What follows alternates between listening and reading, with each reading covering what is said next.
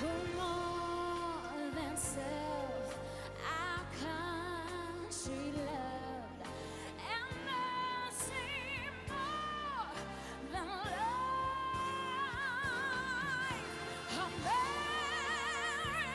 America, America, God shed His grace on me, and crown my good with brotherhood, from sea to shining sea.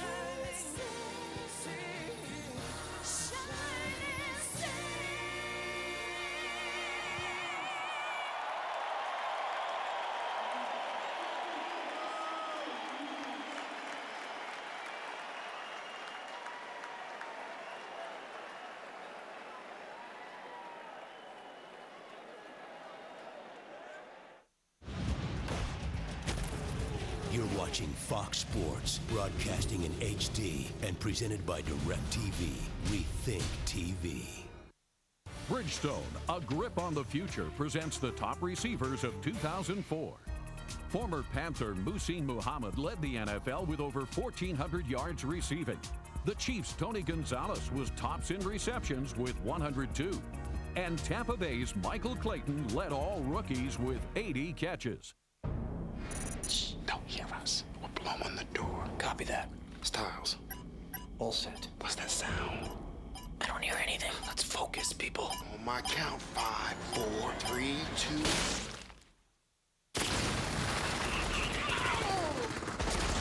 No.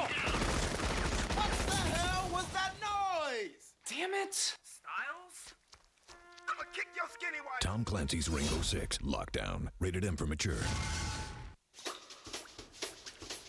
And the wheel goes round. And the wheel goes round and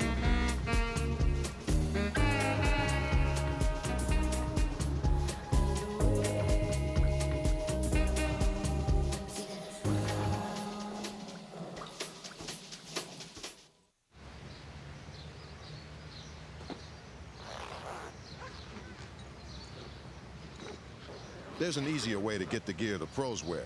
For a free team catalog, call 877-NFL-SHOP.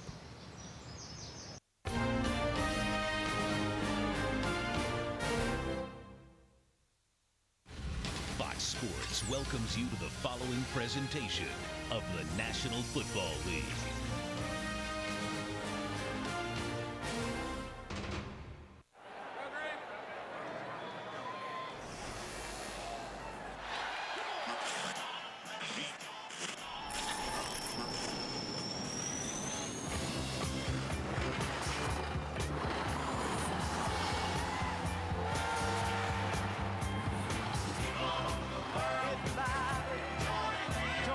Starts out cold, ends up refreshing. Coors Light, official beer sponsor of the NFL. He lost his wife, I love you, but you can't come back. his job, No one can deny what you've meant to this firm. Meant? and his mind. It's happening. I can control this! Now, high-powered attorney Jason Payne needs someone who's even crazier than he is I've been pairing up patients to look out for one another. to get it all back. You might want to get a better lock for your desk. There's confidential stuff in here. No way. Hey, buddy. Your problems are my problems, and my problems are yours. Schultz, why is there a man in your trunk? It's the ex-boyfriend from your case. Chris O'Donnell, Adam Goldberg. This fall, the odd get even. Oh, you? Head Cases premieres at 9/8 Central Wednesday on Fox. Some desperate housewives keep dirty little secrets, but the husbands of Fox season premiere Sunday are letting it all hang out. I'm one of those guys who can't wait to get to work in the morning. Like a dairy cow. Oh, yeah! We're steamier. So you're saying I should never have sex before marriage? That's right, or angels will kill you. We're sexier. I would never touch another woman. I know that. Except for maybe like at a strip club. And we're more desperate. I found a place where I'm needed You're needed at home. and treated like I deserve. You're needed at home. It's the premieres of The Simpsons, The War at Home, Family Guy, and American Dad. 4 husbands, one desperately funny night. Season premiere Sunday starts at 8, 7 Central tonight on Fox. And welcome to the nation's capital and 10 miles away in Landover, Maryland, FedEx Field. Over 91,000 fans on hand today as the Chicago Bears meet the Washington Redskins. Dick Stockton along with Daryl Johnston and Tony Siragusa, and welcome to a new season, everyone. Both the Bears and Redskins coming off of losing seasons. Joe Gibbs 6-10, his worst record in a distinguished career. Lovie Smith was 5-11 in his first year as Bears head coach. But make no mistake, both of these teams boast playoff caliber defenses. So the big question today is who will score enough points to win? Patrick Ramsey, Redskins quarterback, is frankly a work in progress.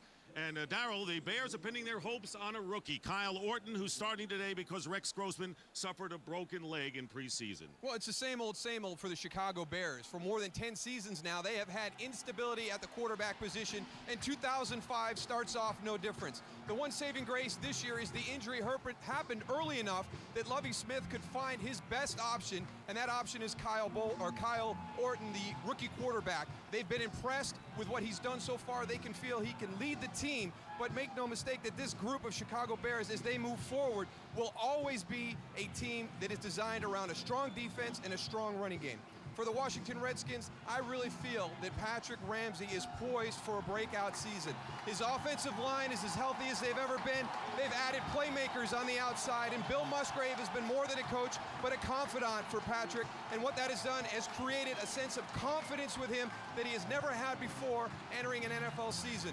But Tony Siragusa, you don't believe a word I just said, do you? Because to you, it's all about the defense. Moose, absolutely right. It's all about defense. We have 2 great ones today in the Chicago Bears and the Redskins. What these guys are going to do as defensive coordinators is try to go and keep the quarterbacks as unstable as possible in the pocket. How they do that? They bring 8 men on the line of scrimmage even before the ball is snapped, try to keep these quarterbacks guessing. Is this going to be a blitz? Then all of a sudden pull the guys back, put them into coverage, make them go and guess all day long.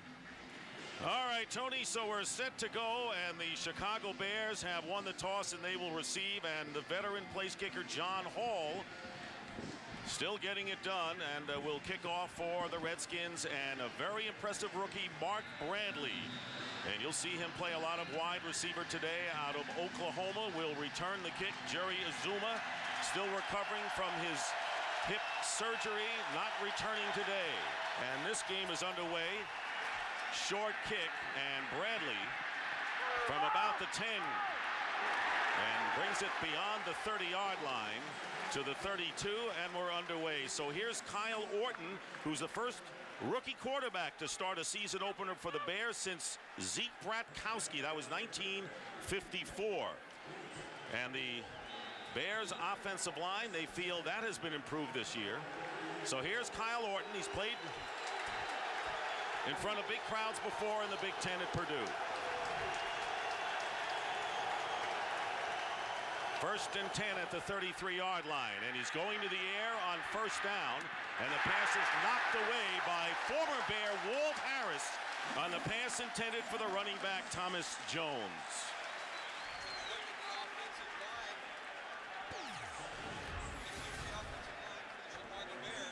And here they are, John Tate moving from right to left side, and Fred Miller, a new face. So they feel that that is a stronger area. And there you see the backs and receivers, and Muhsin Muhammad led the NFL with 16 touchdown catches a year ago. Second down and 10. And here is Jones as a running back, breaks a couple of tackles and brings it out to the 41-yard line, where middle linebacker Lamar Marshall makes the tackle. Their defense for the Washington Redskins, and they were first in the NFC overall last year. Underrated front four. Daniels, another former ex-Bear. And we're going to see LeVar Arrington sooner than later at linebacker and the secondary.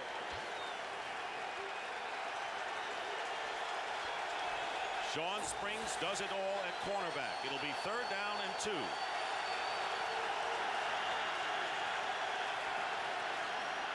And here's Jones and he'll be stopped short by a yard. So the Redskins defense, second in the league in rushing defense last year, and once again Lamar Marshall. And now the Bears with 4th down will punt. Not a bad start for Kyle Orton. I think the one thing you have to realize is, you mentioned the fact, Dick, that he's played in big houses before, but this is much different in the NFL. He came out, he wasn't real productive. They went 3 and out. But you see the calm sense of purpose he has, and it's great for the Bears staff to feel that way, but when your opponents say the same thing, Greg Williams, the defensive coordinator, very impressed watching Kyle Orton on film.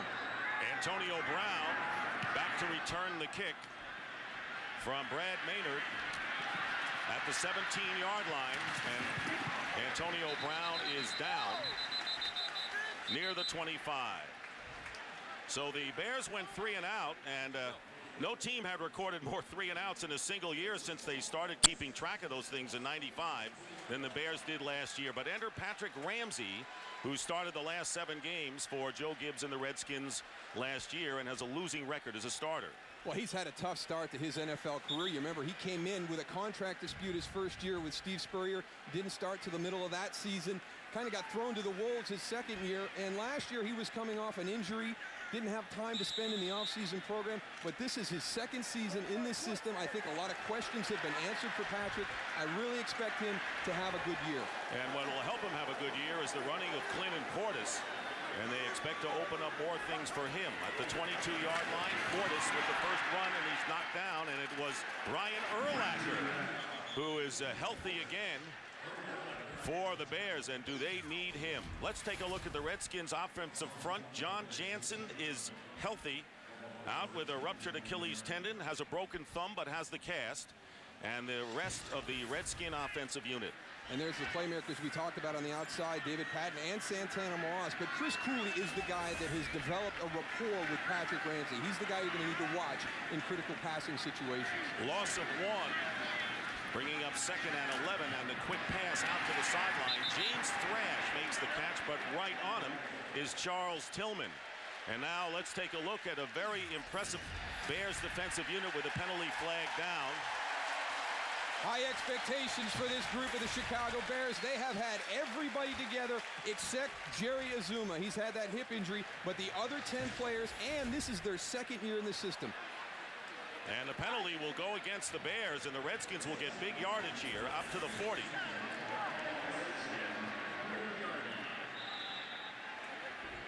Referee is Terry McCauley, whose last game was the Super Bowl. And it looked like roughing the passer. Personal foul. Job by Patrick Ramsey. Here's Portis on first down and picks up a yard on the play.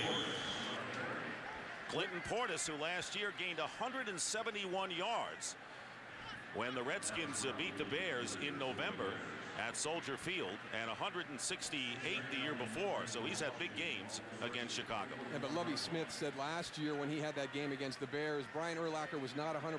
Mike Brown was out of the lineup, but he said a lot of it was just tackling and missed assignments. They just didn't play their style of defense. 2nd and 9, so the personal foul giving the Redskins good field position here. And up the middle, Liddell Betts, the backup running back, and a good one at that, picks up 4 yards to the 45. Little changeup with Liddell Betts, and they've incorporated both of these guys, and I think it's good when you have somebody as productive as your backup guy as Liddell Betts. He gives you a little bit of a changeup. You go down to Atlanta, you look at what T.J. Duckett and Warwick Dunn can do, kind of similar to what Washington will try and do with Clinton Portis, and hopefully that's not a situation where Liddell Betts is in there because Clinton's hurt. Well, he is right now on the stretcher, so that's not good news for the Redskins, to say the least. 3rd and 5, and Ramsey operating out of the shotgun. And his quick toss is intercepted by Nathan Vasher. So Nathan Vasher, who is forced to start today for Jerry Azuma, who is active, picks off a Ramsey pass. And the Bears will get the ball near midfield. This Bear defense, they are relentless with what they do. They force you into situations. They're going to come up with 8 men in the box in the running game, try and get you into favorable 3rd downs. Patrick Ramsey's just got to make a better decision.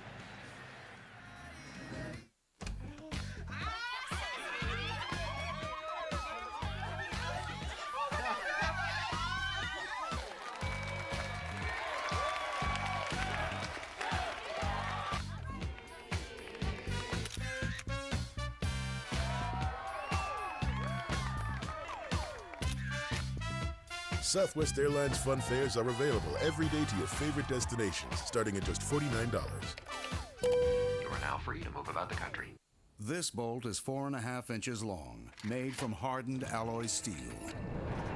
6 of them connect the cargo box of the Ford F-150 to its frame. Why do we do this when others don't? Because we're building the strongest pickup. You can be sure of that. We are. Only one truck earned the right to be called F-150. 48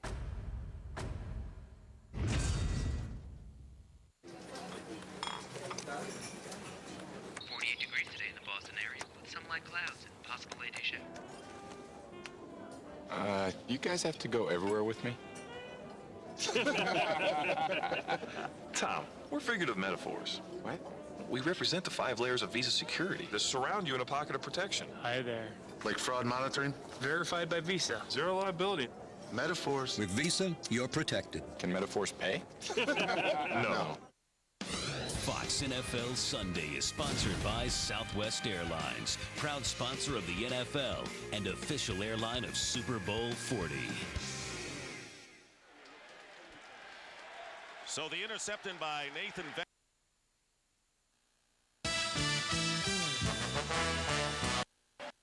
For 16 games throughout his career, he's won one. to have left, the handoff to Thomas Jones. Martin, and no gain. Here's Nathan Vasher on the outside, but what happens, watch how close. Got Santana Moss in the slot, David Patton outside, but with the overthrow by Patrick Ramsey right there. Because the routes are right next to each other, Nathan Vasher can just come right off of his guy and pick up the poor throw by Patrick Ramsey. Meanwhile, LeVar Arrington enters the game, finished the year on IR, played in only 4 games last year. Saw extensive action late in preseason, coming in on 2nd down and 8, and it's a running play again to Jones. And once again, the Redskins bottle that up, maybe a pickup of 2, and it'll be 3rd down and about 6 coming up for Chicago. Moose, the Chicago Bears offensive line is really telegraphing pass and run right now. The Redskins are getting a good pre-read on this. That's why they're really not being that successful up front. Yeah, the one thing you have to do, you have to make everything look the same. And as an offensive lineman, if you're changing up your snap or your stance before the snap of the ball, it's a great key for a defensive lineman and the linebackers. Mohsin Muhammad lining up to the bottom of your screen. The Redskins showing blitz to the top. And as Tony pointed out, then pulling off, and the pass batted in the air. Kyle Orton getting pressure from the defensive line, and Philip Daniels getting a hand on it, 4th down, and the Bears will have to kick. Watch Ruben Brown, he's right here at the bottom. Watch what he does. When the pass is deflected, he stays with this guy right there, pushes Philip Daniels. Watch, he prevents the interception. Heads up play by Ruben Brown. Well, Daniel does a good job of getting his hands up and blocking the ball right there. I mean, when you get that 3-step block, 3-step throw, the toughest thing to do is get pressure. So what you have to do is get in the quarterback's eyes. That's exactly what he did. Maynard with the punt. Antonio Brown. And the Bears have a chance to down it inside the 5, and they do. It's even better than that. It's at the 1-yard line. And it was Rasheed Davis, a rookie to watch, who makes the play. This is who I am. This is where I'm from. This is what I believe in when the day is done. This is what I like. This is what I do. This is what I call mine. This is true. This is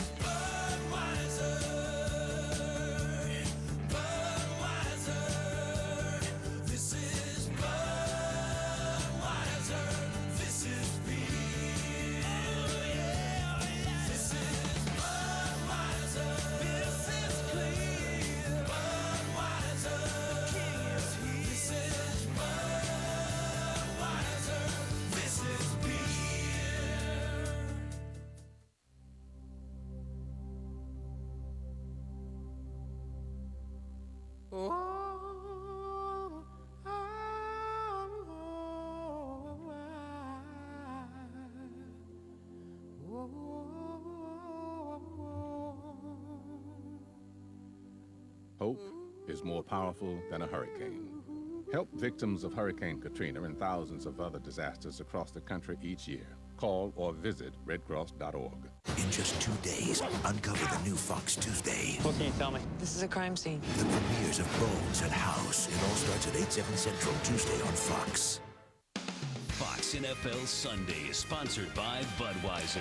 The bright color and crisp, clean taste you'll only find in the king of beers.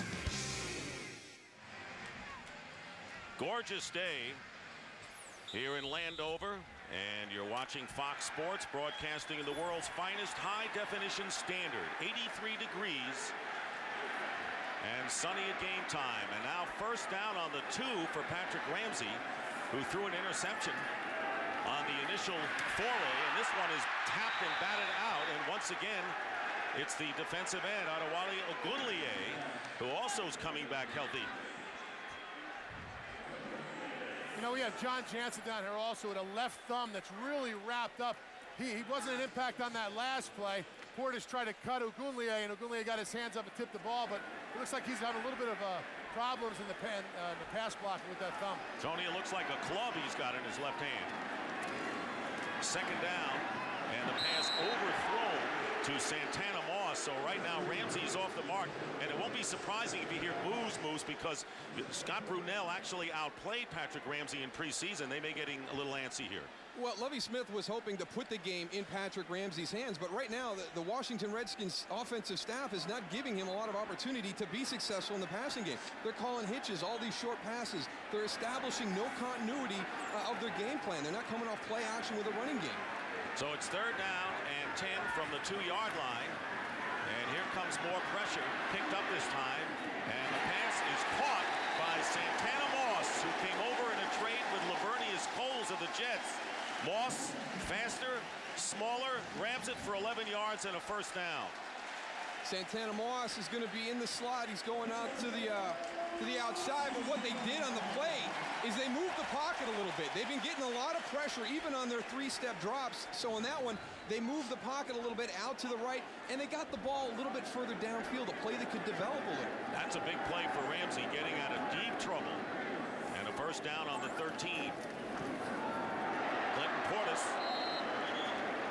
who was shaken up on that first series. You saw him, they were tending to him on the cart, back in there and picking up between 2 and 3 yards. Every yard that you get against this Bears defense is going to be well earned.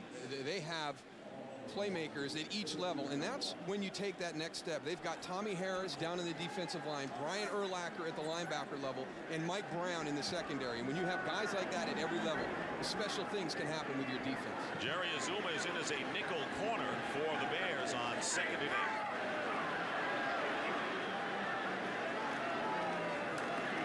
Hand off to Portis again.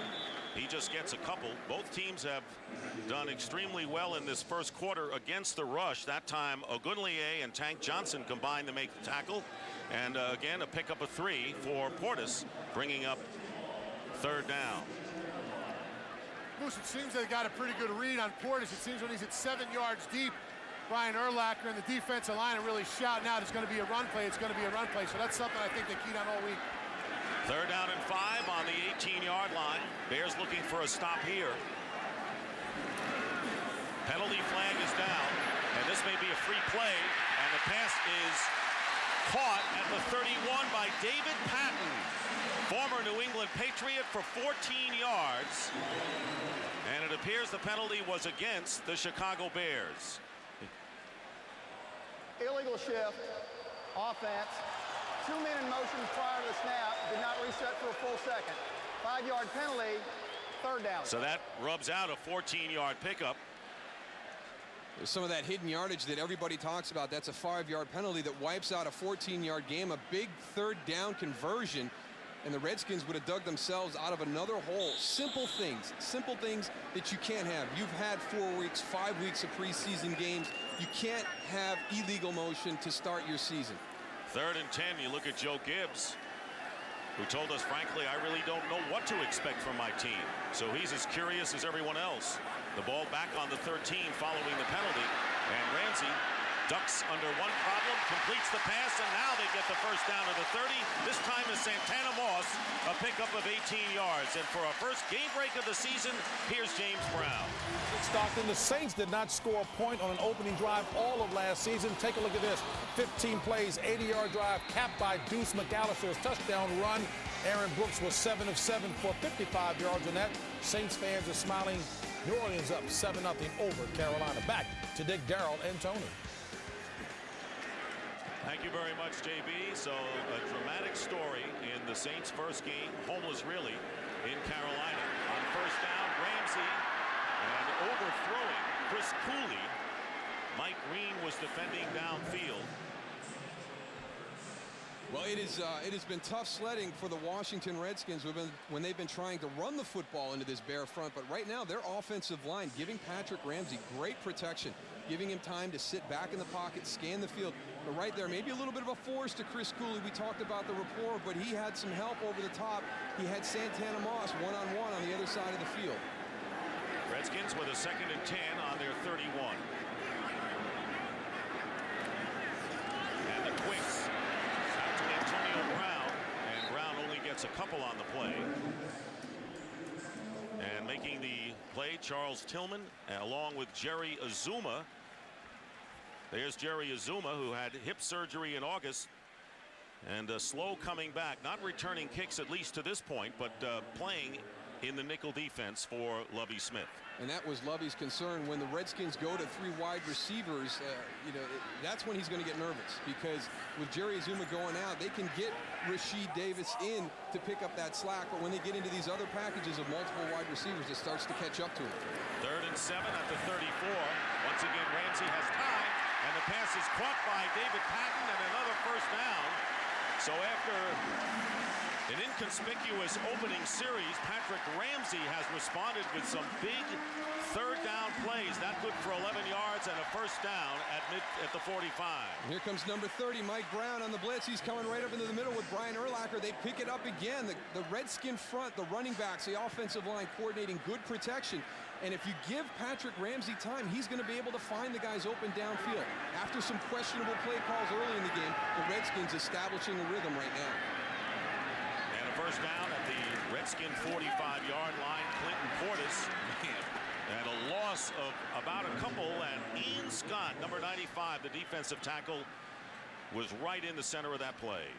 When your running back has to make a decision as soon as he gets the ball in his hands, that is bad news. And he had nowhere to go on that play. They had reestablished the line of scrimmage about 2 yards into Washington's backfield. Loss of 2 will bring up 2nd down and 12. Bears defense was good when they weren't even healthy last year.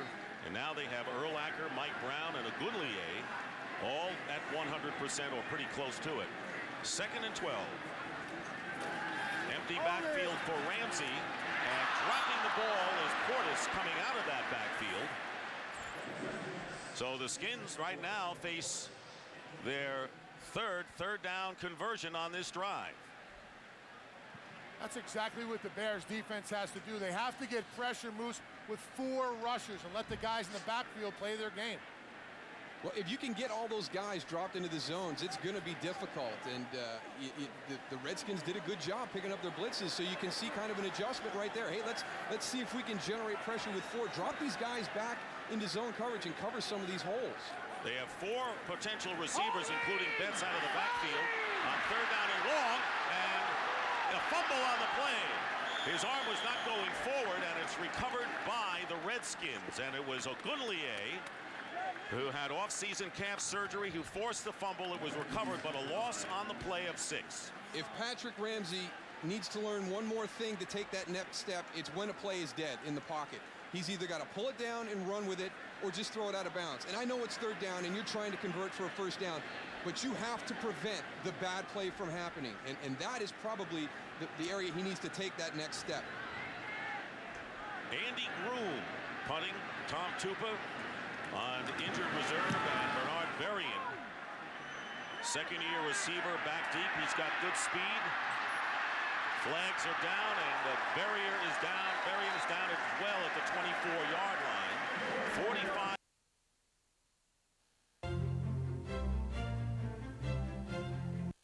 the call. Kick, holding, kick team, number 46, 10-yard penalty, 4th down. Liddell Betts called for holding.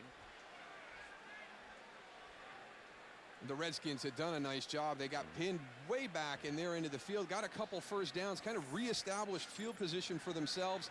This penalty is going to hurt, though. Let me tell you, all the advantage right now goes to the Chicago Bears, to the punt return team, because your punt coverage team just ran down the field. They're working hard to get down to try and make a tackle. They've got to come back onto the field. When you have these re-kicks, I've always felt that the advantage goes to the return team. So coming up will be the second career NFL punt for Andy Groom. Sure didn't want him to be back-to-back. Got off a good one the first time around. He's inside his 15 now.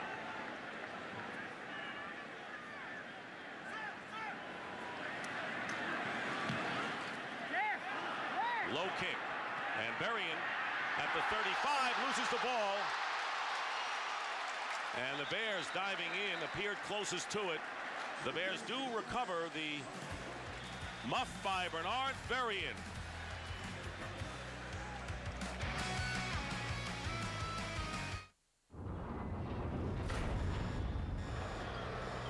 It's the strongest full-size pickup, and the only one to earn both government 5-star and IIHS Best Pick front crash ratings. Only one truck earned the right to be called F-150.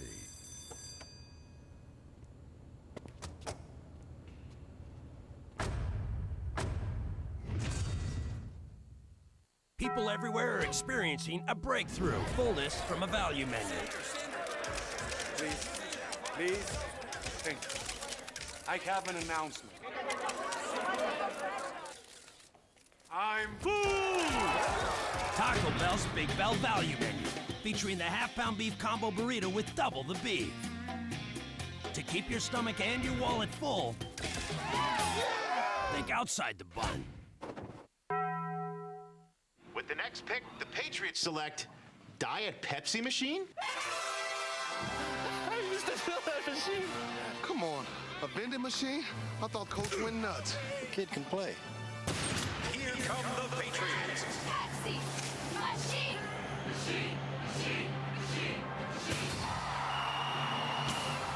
Machine's got hands. What hands? Live football. Drink Diet Pepsi. Nice play. What? Fox NFL Sunday is sponsored by Ford F-Series, built Ford tough. By Diet Pepsi, light, crisp, refreshing. By the new Sprint, yes you can. And by Taco Bell, think outside the bun.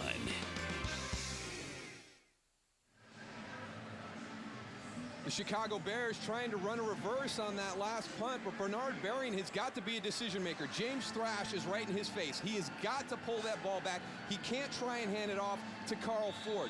It was a play call. It was aggressive, but you know what? It's up to the player to have the responsibility when not to execute that, because it's just not going to work out. And a big close call for the Bears. Chris Harris made the recovery.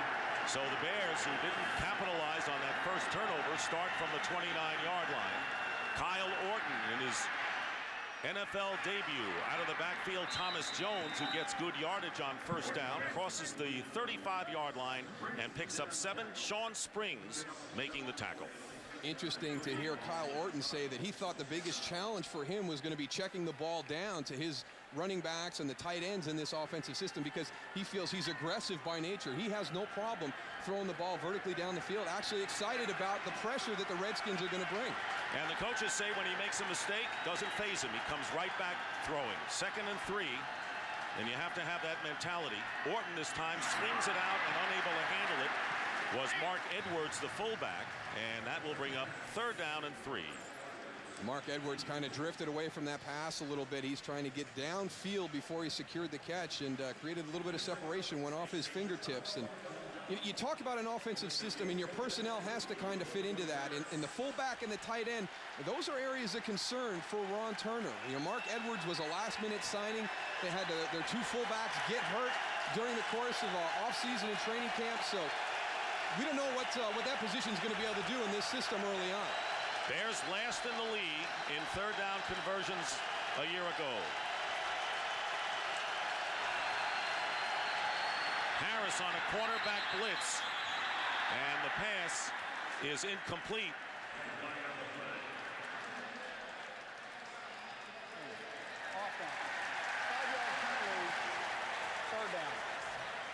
Delay of game was called, so the 5-yard penalty will be marked off against the Bears. Here's some of the things that Kyle Orton's going to have to get used to. Pressure, pressure. This guy is going to run out and cover the receiver on the outside. Now, you can say that you are used to seeing certain things at the collegiate level because you played against big schools. They don't have athletes like that at the college level. Sean Taylor, considered the best athlete on the Redskins. Guys can get to areas in the NFL that they just can't at the college level. So now it's 3rd and 8, and the crowd on its feet to make it more difficult for the rookie Kyle Orton. He has plenty of time, couldn't find a receiver, but now he does, and it's caught by Muhsin Muhammad. So finally, Muhsin Muhammad on a comeback pattern grabs it for 20 yards and a big first down into Redskin territory. That was all the offensive line, Moose. They gave him protection like I haven't seen in years. Nobody came within 5 yards of him on that play. Well, that was the thing that Lovey was worried about right there. They rushed 3, dropped 8 into zone coverage. He's not worried about Kyle Orton against the blitz because they'll get one-on-one on the outside. He's worried about the exotic zones. And you tell me, did Kyle Orton look nervous standing in that pocket? Not at all. You know, he looked like he's been in there for a long time. That's pretty tough for me to say about a rookie, too. Play action going deep for Muhammad with double coverage downfield. And you know Ron Turner as well as anyone. He says there'll always be there. Right now for a game break, once again, James Brown. Hey, Dick and Darrell, Darren Sharper, the Vikings mugged before the cameras before the game, saying I look good in purple. Well, he substantiates it here, picking off Brian Greasy, taking it 88 yards to pay dirt. 5th longest return in franchise history. Vikings on top of the Buccaneers, 7-0 back to Dick, Darrell, and Tony. Well, everybody talks about the loss of Randy Moss, but that could be offset by the improvement of the Vikings defense. That's going to be a tough group this year. Favorites in the NFC North, and back in is Thomas Jones, and Jones picking up 1 yard on first down.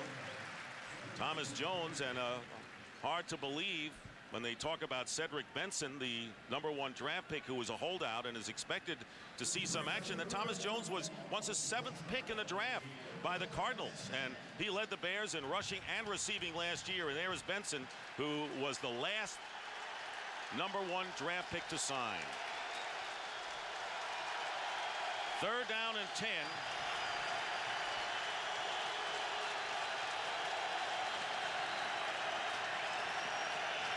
Orton with a quick toss, and it's batted down again. So Orton, who's got pretty good size, still can't get it over the line. And 4th down coming up. Well, Greg Williams, that's one of the things that he will tell his defensive line. In the quick passing game, if you're not going to get there, stop, elevate, get your hands up. And it doesn't matter if you're 6'4". You can't throw over these big guys when they're jumping up in the air. Orton is 6'4", and there's Williams, who generated a great defensive unit. Brad Maynard to kick, Antonio Brown going back again. But as Williams will tell you, the team was still 6-10 with all of that great defense last year.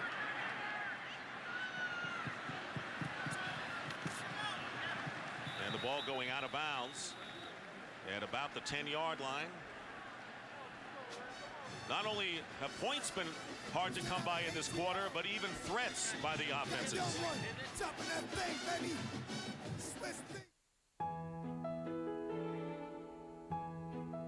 For thousands of years, mankind has known what lots of interior room can do for your spirit.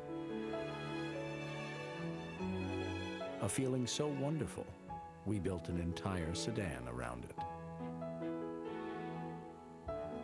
The Ford 500.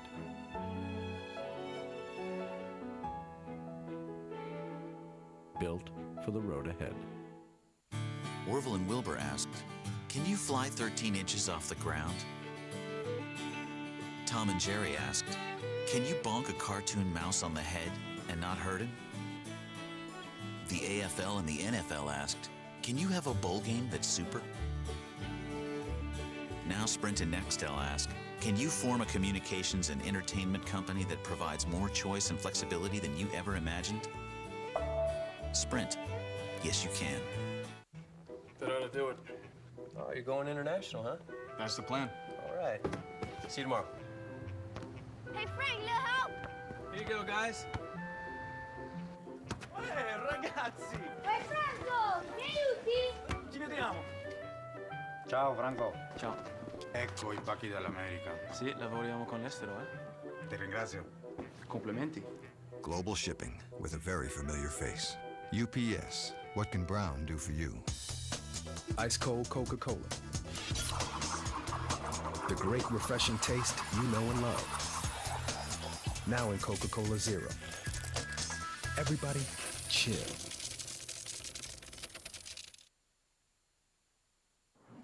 There's so many good people whose lives are affected by this, and jobs, and just security for all of them. So I certainly feel bad for those people who have been displaced and lost their homes, and really don't know what the future holds for them. Devastation resulting from Hurricane Katrina, affecting players and their families on both of these teams. First down on the 11-yard line.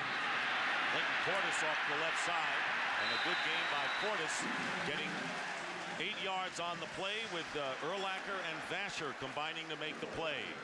Well, they tried to run between the tackles for the majority of the first quarter without much success, so now they're kind of testing the edges right there, and that is a strength of Clinton Portis. Get him stretching, get him pressing to the sideline, and let him make cuts back down the field. Second down and 2, again 3 wide receivers for Ramsey, and it's going to be the running play again to Portis, and coming in to make the tackle short of the first down and no gain was Tank Johnson, who was an impressive rookie last year along with Tommy Harris. Moose, they actually ran it unbalanced on that play, putting the right tackle on the left-hand side. Wasn't that effective, but something to think about. Something to think about.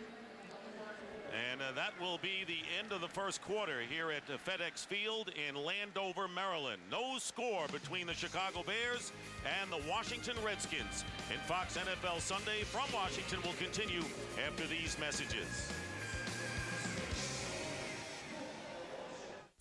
Earlier tonight, our Wakefield Wildcats lost by a field goal, 21-20.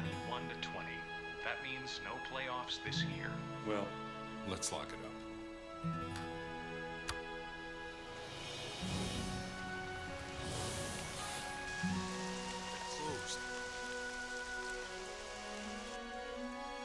I can stay a while. Me too. Come on in, boys. I'll bet you're hungry. At Applebee's, being part of the neighborhood is what we're all about. You're watching the NFL on Fox.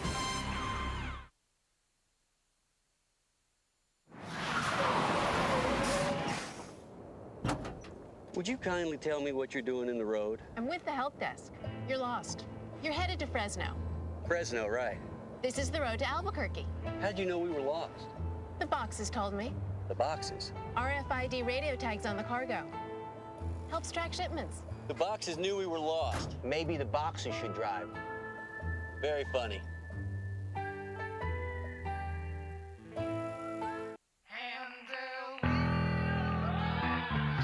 The wheel goes round and round, we keep it moving, and it don't slow down. The wheel goes round and round, we keep it moving. Round and round.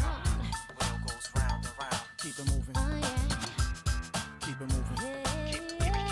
Keep it moving. The wheel goes round and round, round and round, round and round, goes round and round.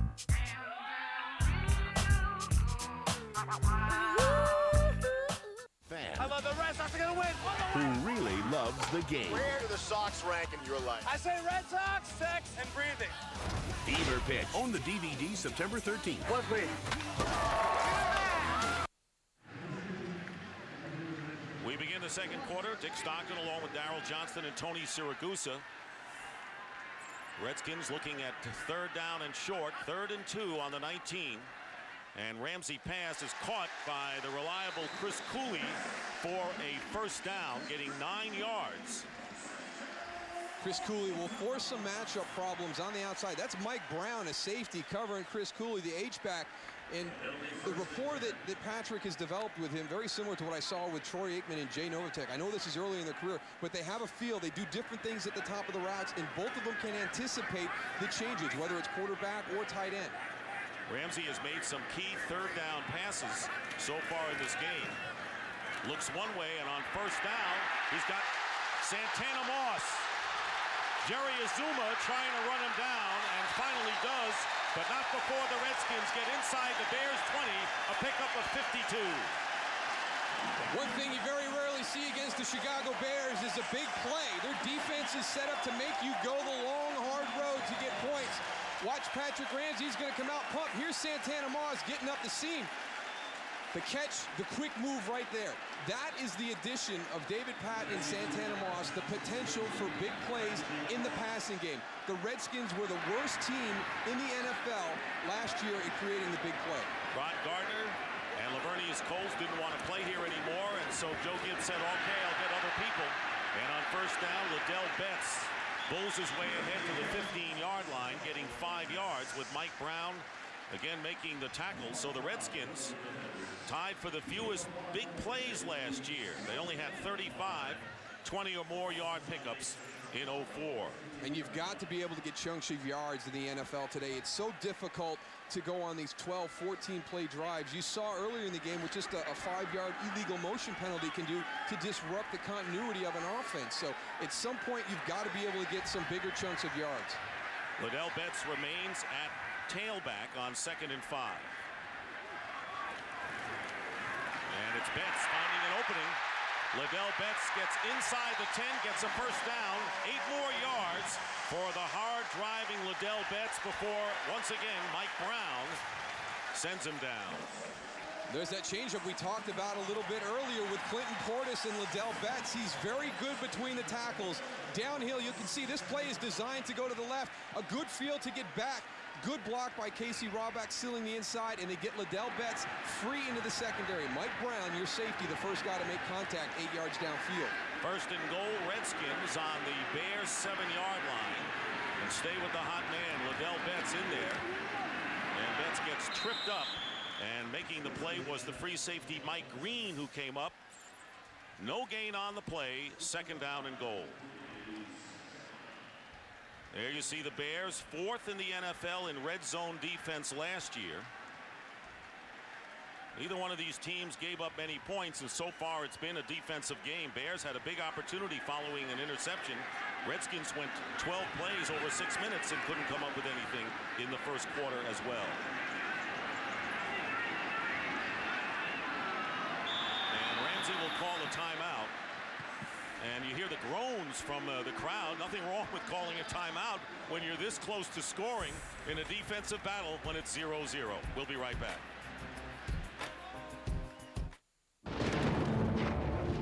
Whatever the season, when a storm gathers, so do we.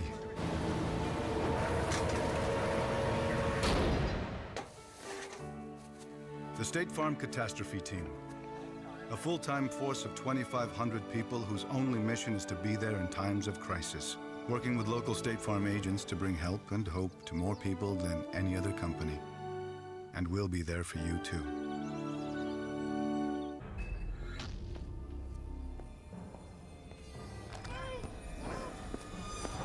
So this is where it all started.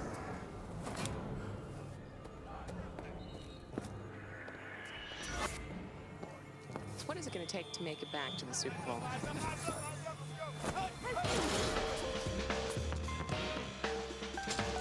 10 seconds till sound check, Mr. Bell. All right, let's do it. Jonathan, Hey, Tony, what you can do is maybe put a little more intensity into it, a little more game-like. I'm a huge fan. Good to see you at the game.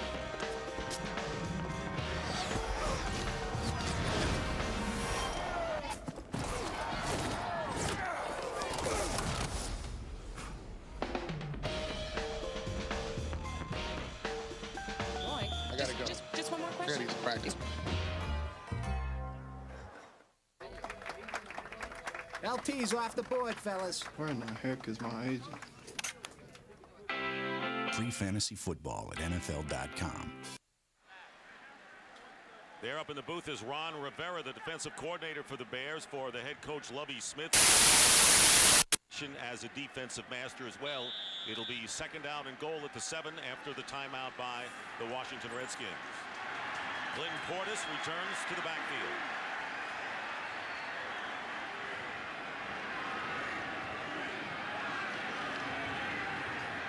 On the rollout, Ramsey can't get the receiver, and he'll take what he can get, and that'll be a yard near the 5, and it was Hunter Hillenmeyer, outside linebacker, making the stop. But there's nothing wrong with that. There was nobody open for Patrick Ramsey. Don't force the ball into a position where there's a chance for an interception when you've got a field goal attempt sitting right there. Pull the ball down and try and gain some positive yards, and we talked about it earlier when he didn't do it, so you can see that there is a conscious effort on his part to try and improve that. And Sean Taylor, the outstanding safety, has come in the game. There he is.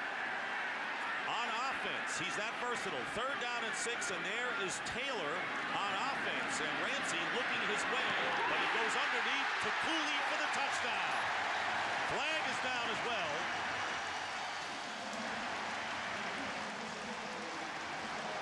It's coming back, Mr. Stockton. Pass interference, offense, number 47. 10-yard penalty, third down. So Chris Cooley apparently pushed off to get free for the underneath score after we saw Sean Taylor, a defensive player, come in the game. Here's Chris Cooley here on the wing. We'll see if he gets a little shove as he gets on the field. Right in this spot, going into Mike Brown.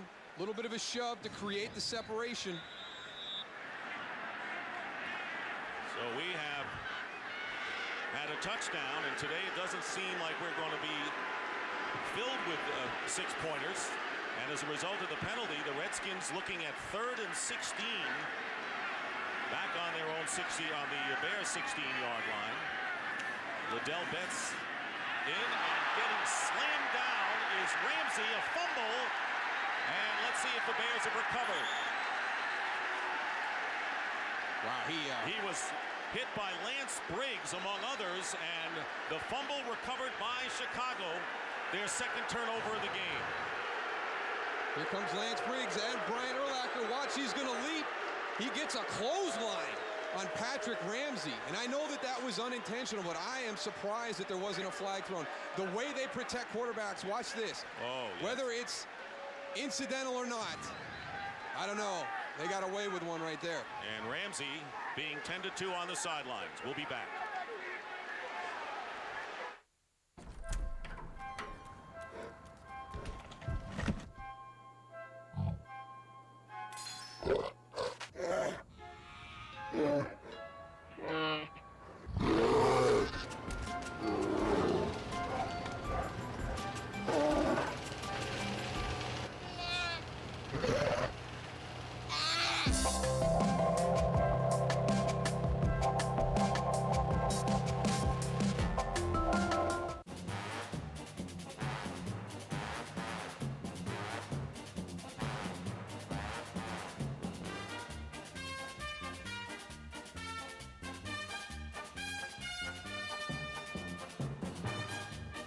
BK is making NFL history. Every Coated Angus wrapper scores your Gridiron Extras, like a free day of NFL Sunday Ticket from DirecTV. You go, King. My most meaningful relationships are with dead people. When the only clues are bones, the FBI turns to one person. Bones identifies bodies for us. Don't call me Bones. World-renowned forensic anthropologist Dr. Temperance Brennan. Boom. You can't destroy evidence. How are you gonna stop me? I'll stop you. Bones, premiering Fox Tuesday. Fox NFL Sunday is sponsored by Hummer. Check out the new H3. Hummer like nothing else. By Burger King and the new Angus Shroom and Swiss. By State Farm. Great service, great rates. That's why 40 million drivers trust State Farm. And by Rocky Mountain Refreshing Coors Light, the official beer sponsor of the NFL and Super Bowl 40. Patrick Ramsey, and he has been under pressure. No surprise by the Bears defense. And there is Scott Brunell taking some tosses in case Ramsey can't go back in. Crowd really displeased over the non-call on that one. So the Bears on first down give it to Thomas Jones, who carries out to the 35-yard line, nearly 7 yards. Well, what you're trying to do in the blitz package is find out who's got the dual read. John Jansen right here, they're going to put him on the hot seat. He's got to go with Lance Briggs to the inside. He stays upfield with Philip Daniels, with Adewale Agunlie, and then Lance Briggs comes inside. Now, whether that's intentional, which I doubt, or not, it still should be called because that's the way they've called it in the past. Agunlie made the recovery. 2nd and 3 at the 26. And the handoff is to Thomas Jones again. LeVar Arrington, who did not start, but has been there on passing downs. Loss of 2 yards on the play.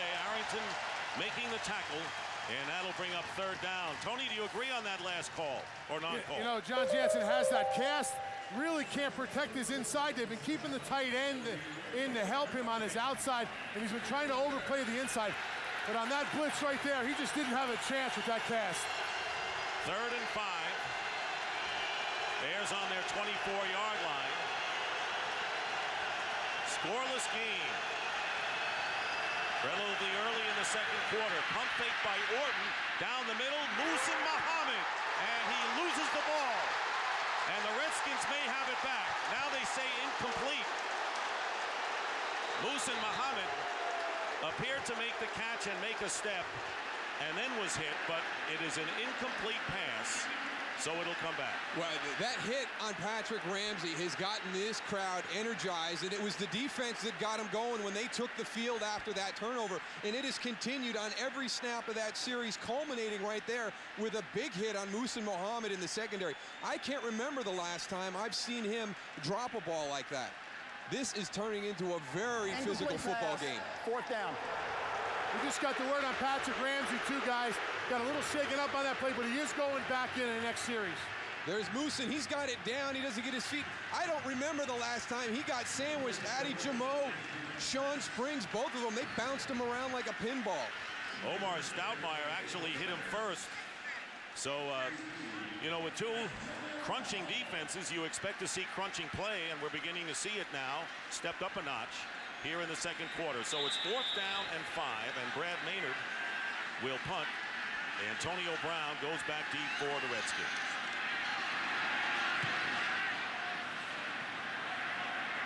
Fair catch, and Brown makes the play at the 36-yard line. 40-yard punt by Brad Maynard, still 0-0.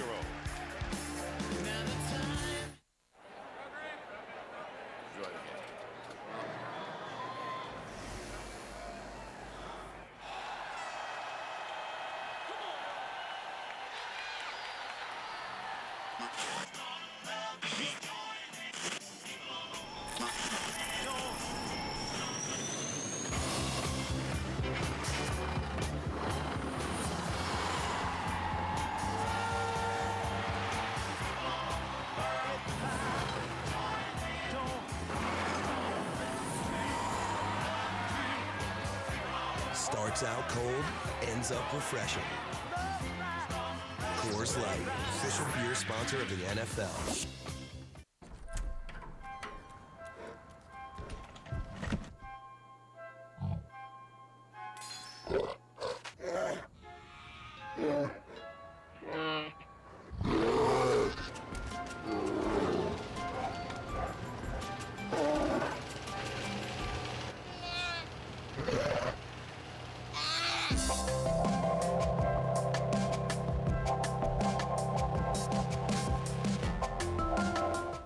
Think a night out here is fun. Wait until you go behind the kitchen door. I'm gonna fork you. You won't believe what's cooking. Wait, what do you see my fingertip? In this year's wildest sitcom. Oh! Kitchen Confidential. What? Premieres Monday, September 19th on Fox. Homer Simpson is caught making adult snuggle films. I've never seen Mom this mad. She's not that mad. Look, she's coming back already. Alec Baldwin guest stars. The Simpsons season premiere tonight at 8/7 Central, only on Fox.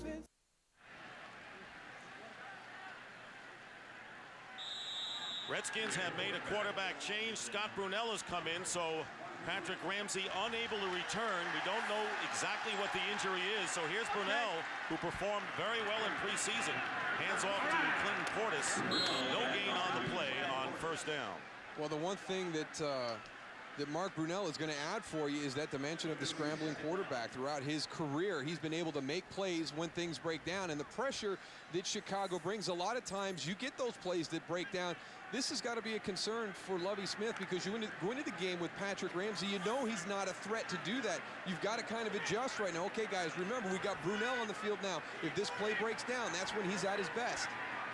Three-time Pro Bowl participant, Brunell with 2nd and 10 from the 35-yard line, and that was deflected. Looked like Jerry Azuma might have gotten a hand on it on the blitz. Let's check to see how this game has gone as far as rushing and passing, as Brunell coming in, as we said, he had a good preseason, was the starter last year for Joe Gibbs in his return, but was hobbled by a hamstring pull, and that really limited him. Yeah, and not a lot of production today for either offense, and all those yards right there, very hard-earned in the running game, and you take away that 52-yard pass by the Redskins, and they're down to 39 passing yards, so this has been a defensive battle from the get-go. 3rd and 10. And here is the design rollout. Brunell is going deep on the sideline pattern, and it's intercepted. It is picked off. Nathan Vasher with his 2nd interception of the game. Still going down the far sideline, and he got past everyone before he was tripped up. But there's a flag down upfield at the area where the interception was made. Santana Moss was the intended receiver, and this could be a big call. Pass interference, defense, number 47. Automatic, first down.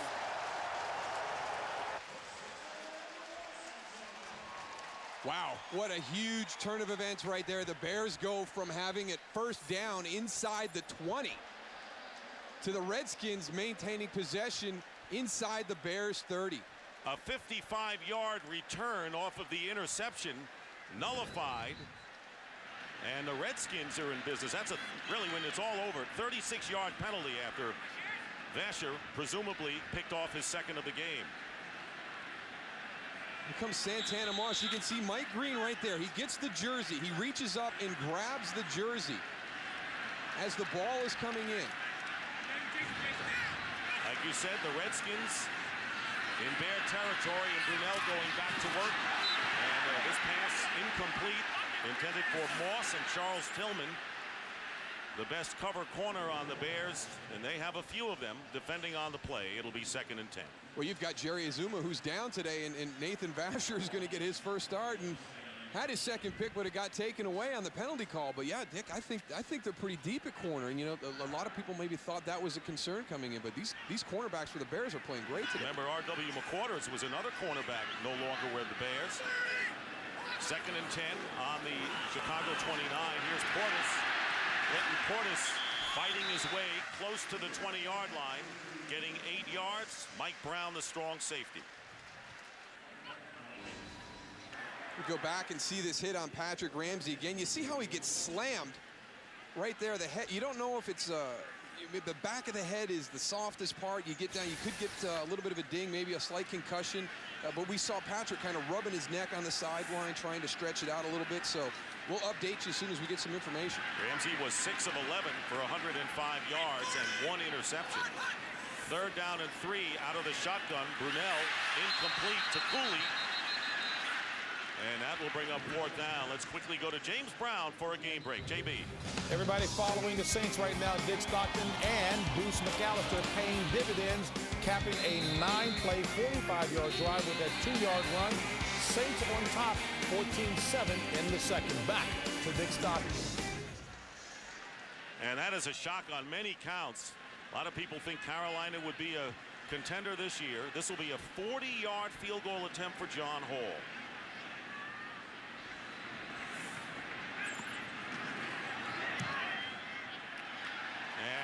Hall's kick is good, and the Redskins break the stalemate. John Hall from 40 yards out connects with 7:34 remaining in the first half.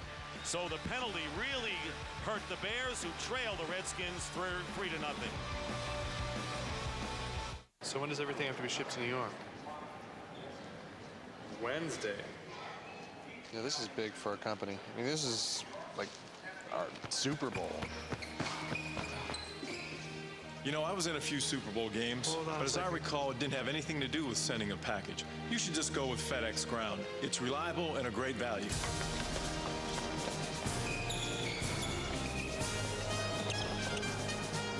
FedEx Ground. Reliability for less than you think. Here's a fun fact. Erected in 1963, the walnut stands 15 feet high. I'll be in the car. Go where you want with drive-free at Avis. Orca, Orca. Oh, I love Orca. I thought you loved the humpback. I recently changed my mind.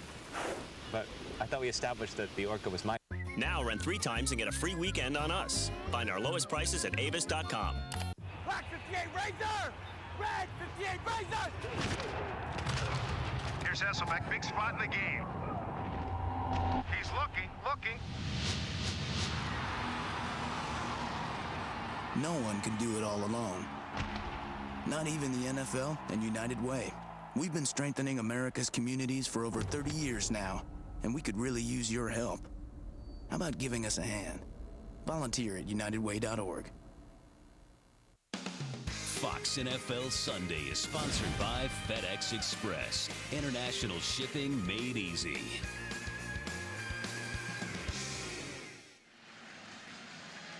And back here at FedEx Field, the Redskins taking the 3-0 lead on that man, John Hall's 40-yard field goal. 7:34 remaining in the first quarter. Mark Bradley back to return. Second-round draft pick out of Oklahoma. And the Bears expect big things from him, along with Kyle Orton and Cedric Benson. Another first-round pick they have from the draft.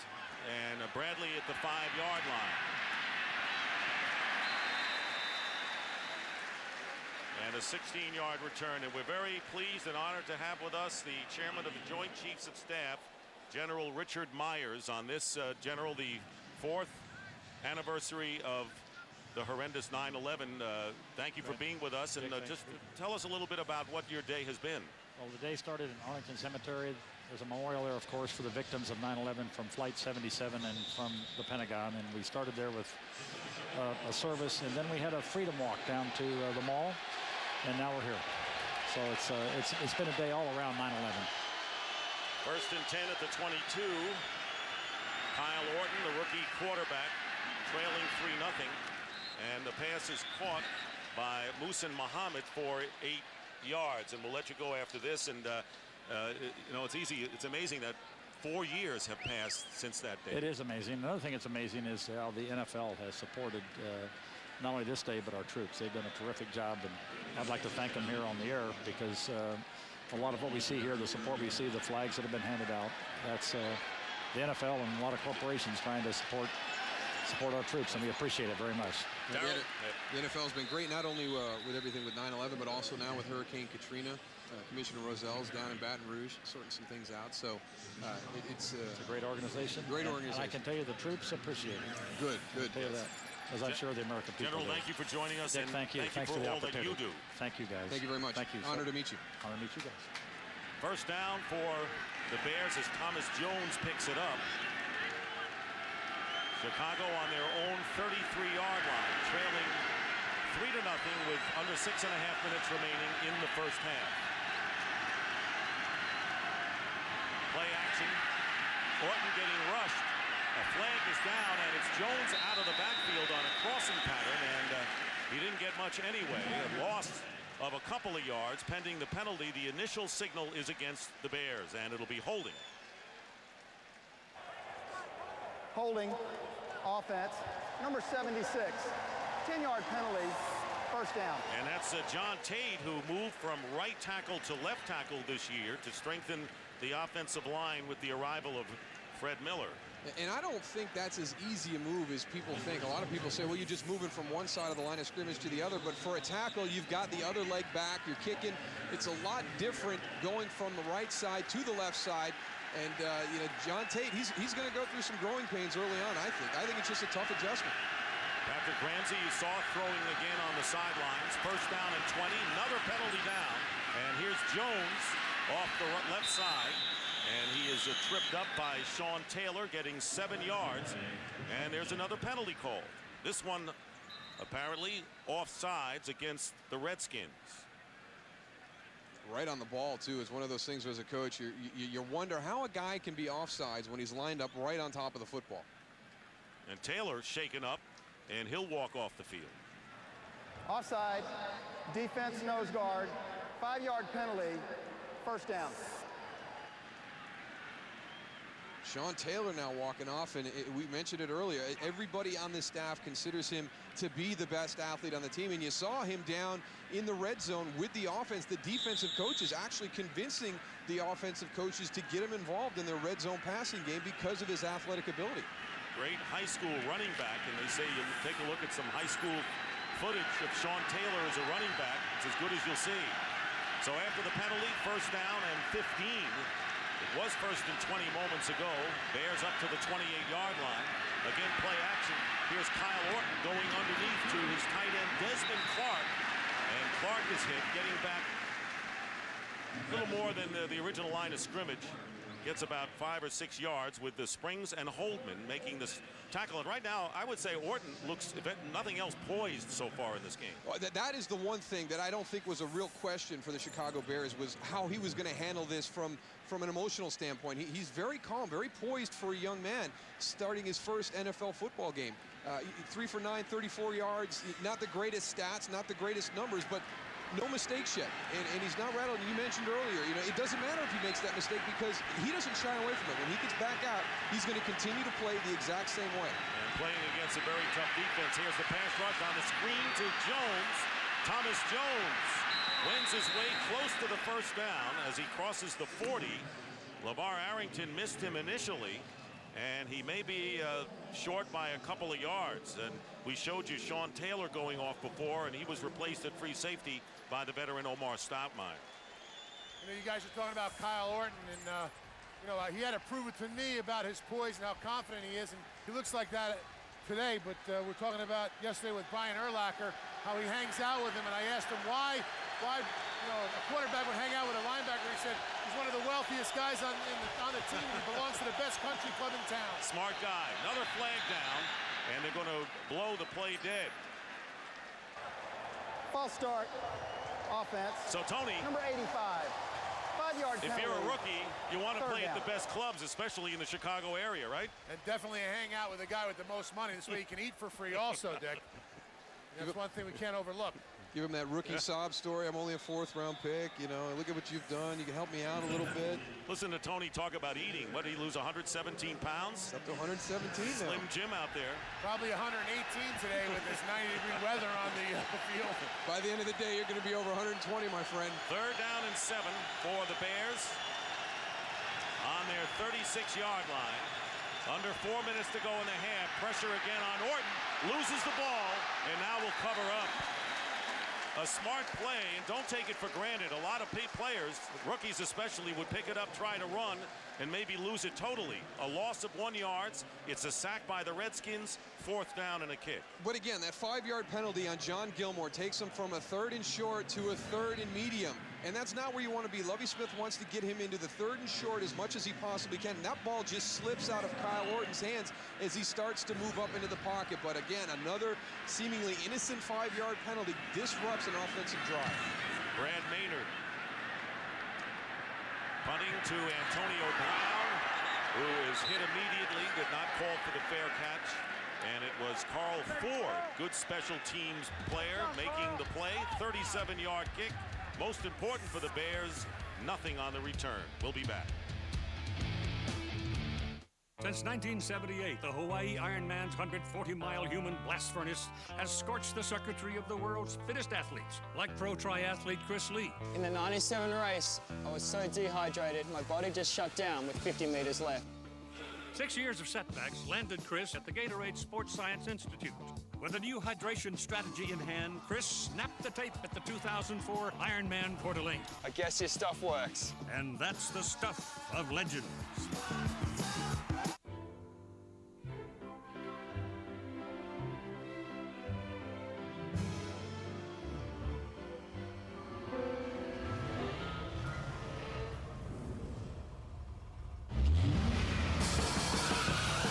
The 320 horsepower V8 Cadillac STS.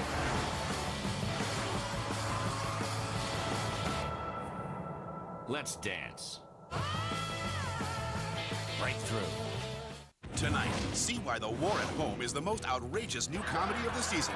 It's politically incorrect and proud of it. Shouldn't you be at the mall with your girlfriends, getting makeovers and stealing stuff? I laughed out loud and hated myself afterwards. How would my father have handled this? Oh, yeah. Someone needs a spanking. I would never touch another woman. I know that. Except for maybe like at a strip club. Watch the premiere of The War at Home. We dare you. Tonight after The Simpsons on Fox. How are we gonna get out of here? With a little help from my friends. I don't think an innocent man should be killed for something he didn't do. We got a runner!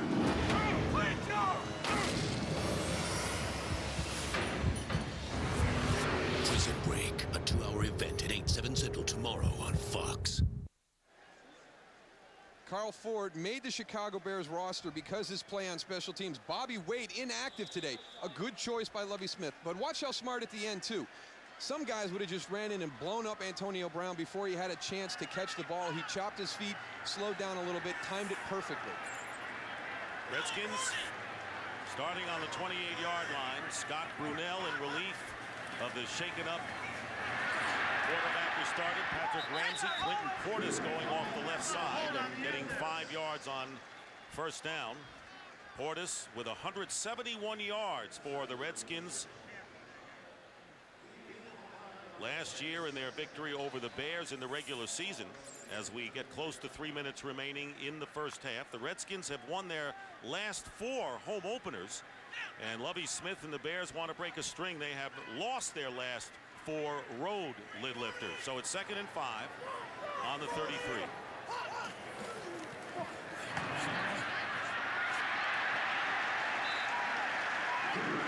So Mark Brunell, not Scott, but Mark Brunell with a 6-yard pass to David Patton. Yeah, the guy who really makes an unbelievable play on that is Brian Urlacher, coming from the middle, Mike linebacker position, all the way outside to make that play. And this is the time to throw this play. Look how far Nathan Vasher is off. That gives David Patton some room to maneuver. And if it wasn't for Brian Urlacher coming inside out, that might have been a bigger gain. And a first down for the Redskins on their 40. They had a touchdown called back because of penalty. Lead on a field goal. Clinton Portis working his way up towards midfield. And a great gain of 8 yards on first down before Mike Brown brings him down. So Portis starting to get going here toward the latter stages of the first half. And our 2-minute warning with 1:58 showing on the clock. Redskins lead the Bears 3-0. Fox NFL Sundays, sponsored by Cadillac. Introducing the new 2006 DTS Cadillac Breakthrough.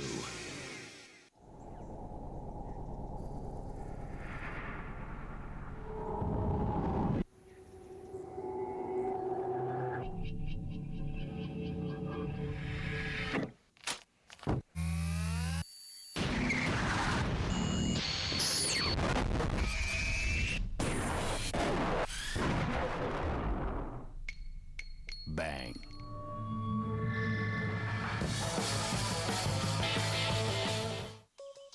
Sprint Business is reinventing the yes man, turning the yes man into someone who can work from almost anywhere. And now that Sprint and Nextel have come together, you can work in and out of the office more efficiently, the way 96% of the Fortune 1000 already do. So if saying yes from just about anywhere with speed and confidence makes me a yes man, I'm a yes man. With Sprint Business, you can make just about any place a workplace. Yes, you can. NFL Network is great, but I've got some programming ideas for them. Tom Coughlin's Good Time Comedy Hour. Show starts at 8. Don't be late. I smell Emmy. Big game hunting with Tori Big Game Holt. I might watch that. Hello, Green Acres? The Bill Cowher Power Hour. Excuse me. A little comedy, a little weightlifting. Now that's quality television.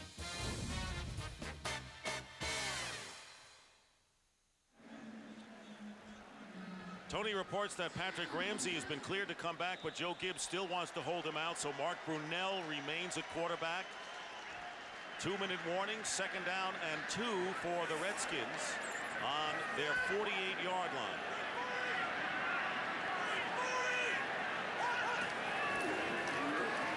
Play action for Brunell. And going to Cooley, wide open. Chris Cooley, jack of all trades, and a guy you can always rely on, and a gain of 23 yards before Chris Harris, the nickel safety, makes the play. Chris Cooley right there on the end of the line of scrimmage coming off. Does a good job getting onto that second level. You see right there behind Brian Urlacher, behind Hunter Hillenmeyer, he finds that soft spot between the linebackers and the safeties. Patrick Ramsey told us he has a great feel for finding that soft spot in his zone coverage. And Brunell right now has completed 2 of 5 for 30 yards. And the Redskins still with 2 timeouts remaining. Have a first down on the Bears 29. Portis to the 25. Brown and Tommy Harris, the defensive tackle. Gain of 5. One of the few times we've seen any real positive yardage gained by the Redskins going between the tackles. Their success has been on the outside, kind of pushing that perimeter in the running game, but do a good job creating a seam for Clinton Portis right there to get some good yards between the tackles. Redskins have rushed for 62 yards to only 18 for the Bears. 2nd down and 6. And Brunell, the lefty, rolling out to his right. Lets go of it, going into the end zone and trying to get it to Santana Moss, but well covered by Todd Johnson, the safety. And it will be 3rd down upcoming for the Redskins. You wonder if that's one of the plays that they had in there for Patrick Ramsey, the right-hander, rolling to the right, and hey, oh, I forgot his Brunell is in there right now. We got to get that thing switched and have him going left. As a defensive lineman, you know he's got to stop and collect his feet, just hoping that you can get that speed to get to him. Oh, I think it was Alex Brown coming from the backside on that one. He was just a step away from getting to him. 3rd down and 6. And this time out of the shotgun is Brunell. He's got time, and now just trying to find any kind of an opening and throws it out of bounds. Smart play by Mark Brunell. Tommy Harris putting the pressure on, so it'll be 4th down, and John Hall will come in to try to give the Redskins a 6-point lead. Joe Gibbs in his 2nd tour of duty, 2nd year, and the great line, his wife said, you know, you're going to really ruin our good name. He says, well, we're halfway there. But that will never happen for that man. No worries about that situation happening. 43-yard attempt this time for Hall.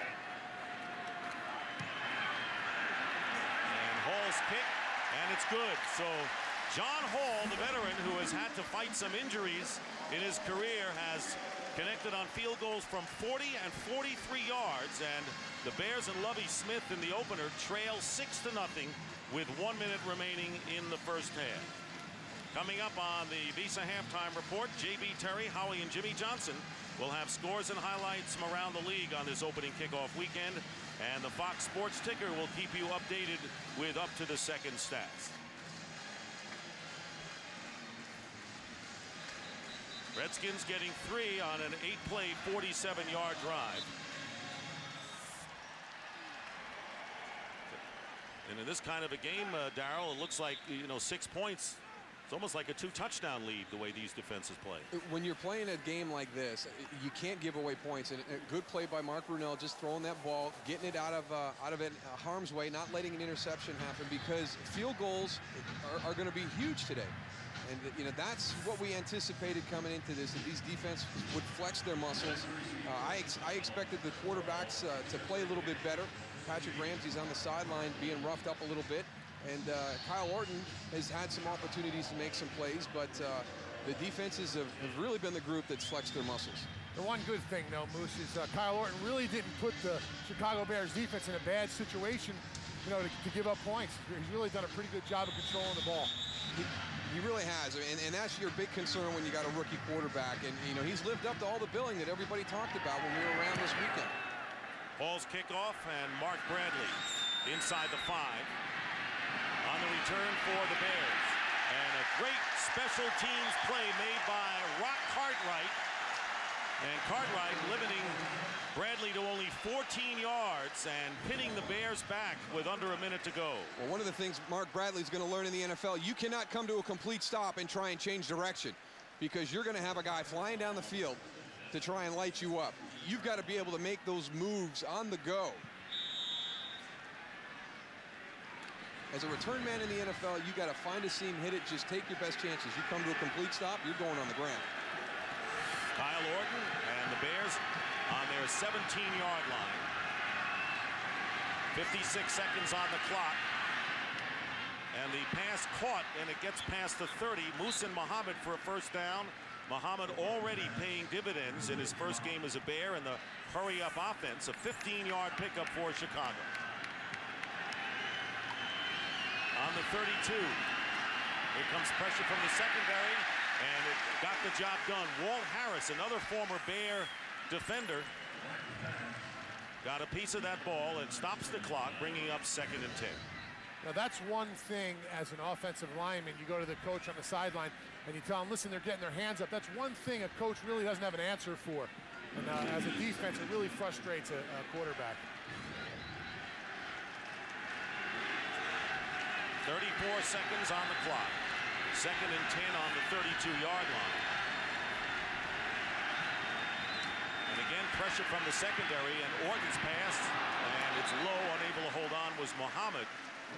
And it'll be 3rd down. The Bears still have 3 timeouts remaining, but that fact seems moot at this point with 29 seconds left, and they have a 3rd and 10 on their own 32. Well, this is a difficult position to be in as a rookie quarterback. The 2-minute drill, you probably haven't had a whole lot of opportunities during the course of the preseason, and that's really your best chance to practice this. You can't simulate it at practice. You got to wait for those opportunities in the preseason games. Be interesting to know how many shots Kyle Orton even had to be in this situation. 1 of 6 on 3rd downs, and it's a running play to Thomas Jones, and he's stopped by Lamar Marshall. So they tried the run, weren't going to risk the pass, and the Redskins signal a timeout with 23 seconds left in the half. And just for the record, Sean Taylor, you saw him come off a few minutes ago, did return into the secondary for Washington. Coming up next, the second part of our doubleheader, Cowboys and Chargers. Pretty interesting opening. Yeah, the big thing just recently, late this week, Bill Parcells relinquishing his play calling responsibilities to Sean Payton. So see if that adds a new wrinkle to the Cowboy offense. And also the OT, Fox's football coverage won't end when the games are over today. OT, not just a few highlights. It's a show with JB, Terry, Howie, and Jimmy. We'll have extended highlights, exclusive interviews, and analysis.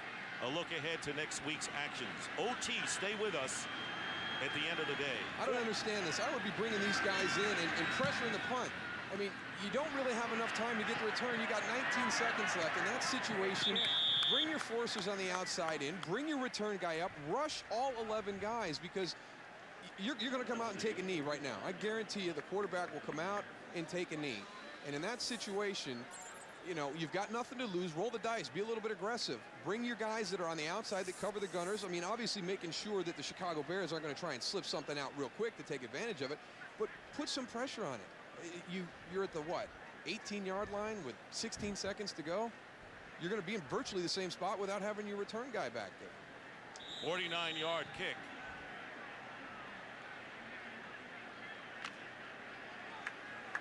So Brunell got his instructions. He does have James Thrash wide to the right. 16 seconds to go. They run the play to Liddell Betts. And Betts up to the 25-yard line. And that should do it. So a defensive battle is what we expected. The Redskins had a touchdown called back because of penalty. The Bears missed a great chance when they had the ball at midfield after an interception. Not many opportunities, and the Redskins, with Mark Brunell taking over for the injured Patrick Ramsey, benefiting from a couple of field goals. Well, that is the end of the first half. The score, the Redskins 6 and the Bears nothing, and we will be coming back to FedEx Field in Landover, Maryland in just a moment. Fox NFL Sunday's opening weekend continues with Game 2 of a doubleheader. Drew Bledsoe makes his much-anticipated Dallas debut, ready to restore the Cowboys' championship tradition. But LaDainian Tomlinson and the Chargers are determined to silence their critics and prove last year's success was no fluke. Fox NFL Sunday doubleheader in HD continues later today. Sunday Ticket, brought to you by IBM, helping companies innovate in an on-demand world. Would you kindly tell me what you're doing in the road? I'm with the help desk. You're lost. You're headed to Fresno. Fresno, right. This is the road to Albuquerque. How'd you know we were lost? The boxes told me. The boxes? RFID radio tags on the cargo. Helps track shipments. The boxes knew we were lost. Maybe the boxes should drive. Very funny.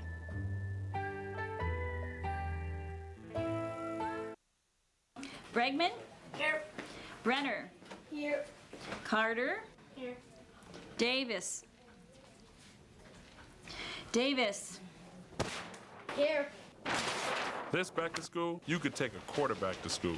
McNabb? Visit NFLUfootball.com for details. Thanks for carrying my books, Donovan. No problem.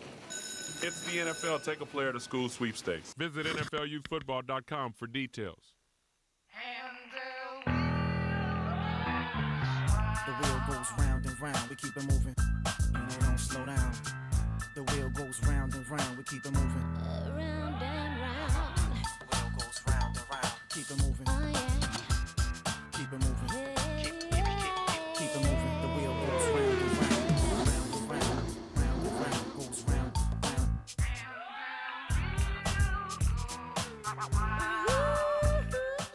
round. A shift has been made, and better stories will be told. And hardcore just got harder, core. And taking 8 camping was only a problem for the tent. And the concrete jungle is finally tamed. A shift has been made. And when you think adventure, on-road or off, think Nissan.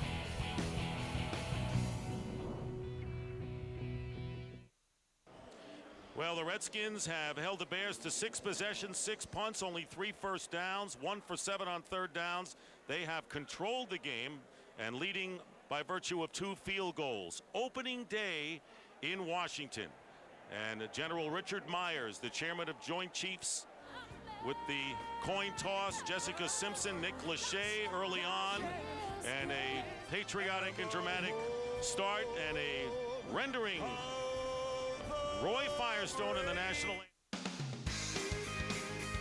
Visa, proud sponsor of the NFL. Fox Wednesday. Meet 2 lawyers from opposite ends of the legal system.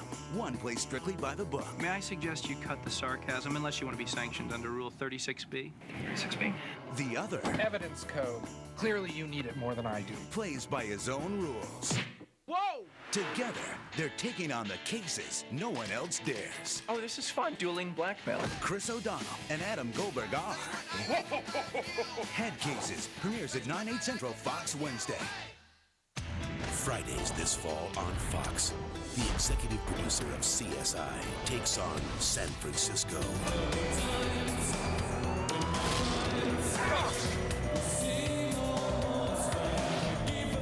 How's the deviant crime unit? I actually requested the assignment. With crimes like these, you need a cop with a killer instinct. I believe we're all deviant one way or another.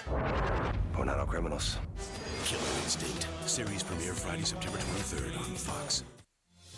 Hurricane Katrina has ravaged Mississippi, Louisiana, and Alabama, places that we call home. Hundreds of thousands of people have been affected, including our own family and friends. The road to recovery will be long and hard. But we can all join together to help these communities rebuild. The victims of Hurricane Katrina need your support. Log on to unitedway.org to volunteer or help wherever it's needed. The Visa Halftime Report is sponsored by Visa. With Visa, you're protected. As we welcome you to the Visa Halftime, Joe Gibbs, Redskins coach, looking to tweak the offense in the offseason. Boy, it does not look good right now. Only up 6-0. Ramsey hurt there in the second quarter. Brunell comes in. Again, not looking good right now. Saints coming onto the field in Carolina, getting a warm reception from the Panther fans. Many of them standing, as you can see, on their feet, welcoming them. Saints, you are in our prayers. Absolutely. Opening drive, 15-play, 80-yard drive. McAllister in. Touchdown from 4 yards out. 7-0 New Orleans. James DeLong back. Little hitch route. There it is for Jimmy Smith. Out last year with a broken leg. Breaks the tackle. 33-yard touchdown. We're tied up at 7-all. Carolina all day long messing up golden opportunity after golden opportunity as McAllister then second touchdown on the day. 14-7. It is the Saints over Carolina Panthers. Meanwhile, in Minneapolis, what's going on, TB? LSU alum Michael Clayton, look at the L.A. on his eyelids. Louisiana, Michael Clayton showing his love and affection for his home state as it's Greasy. Turning around, looking, staring down. There's Darren Sharper, breaks on the route, returns it 88 yards for a touchdown. Knew what the play was, 7-0 Vikings. Obviously in this football game, it is whether Greasy turns the ball over or whether he can stay in and make plays, which is what he does to rookie Alex Smith, a 23-yard strike. It's 7-all. And then Greasy again, eye motion, play action at the goal line, force out, then scramble, turns back. There's the rookie from Stanford, his second touchdown reception. This one a 2-yarder, 17-7 on the road. Tampa Bay taking care of the Vikings. All right, a bit more judicious now. Seattle and Jacksonville. There you go. Okay, Jets are flying over. Flag is unfurled. JB wants me to slow it down. Josh Scobie. There he is. Seattle guy. Got a kicker by the name of Josh Scobie for the other team. Hasselback in the second quarter. Looks right. Set up, young man. Stare, stare, stare. Then go back to the left. The safety will read your eyes, which is what he does. Joe Jaravicius, 33-yard strike. It's 7-6. Seattle. Leftwich. Shotgun. Hooks up. Jimmy Smith. 30-yard score.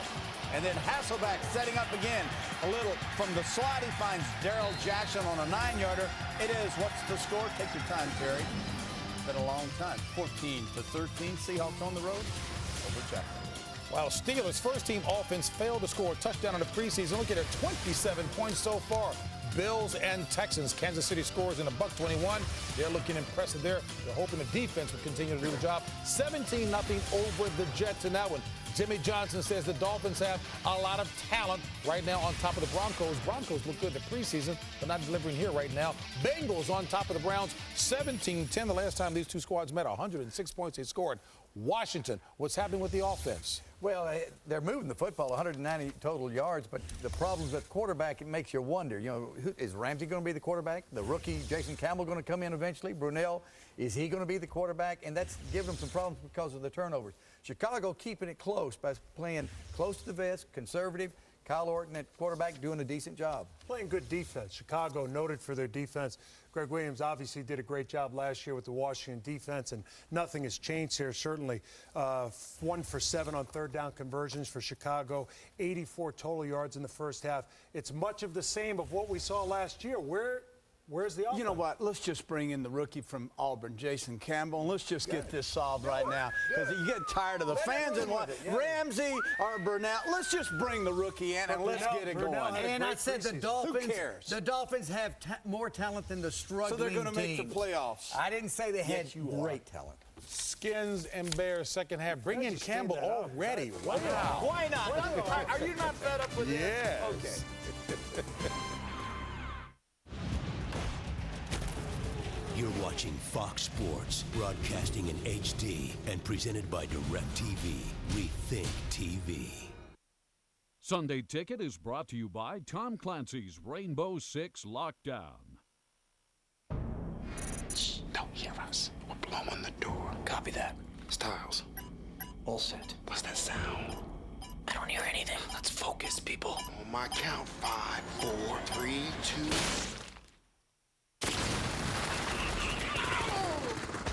What the hell was that noise? Damn it! Styles? I'ma kick your skinny white. Tom Clancy's Rainbow Six Lockdown. Rated M for mature.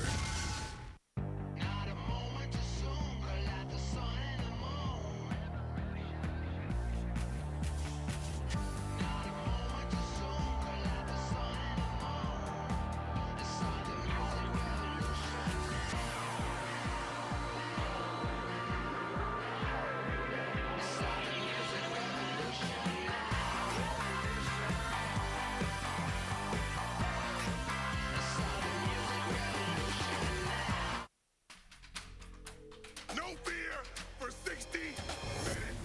We don't like them. They don't like us. He's everything that moves out there. Everything that moves. Respect is not given, it is earned. Come on. They don't want to win. Y'all on the field. Let's go. This is what it's all about right here. This is what they chanted. This is what the NFL is all about.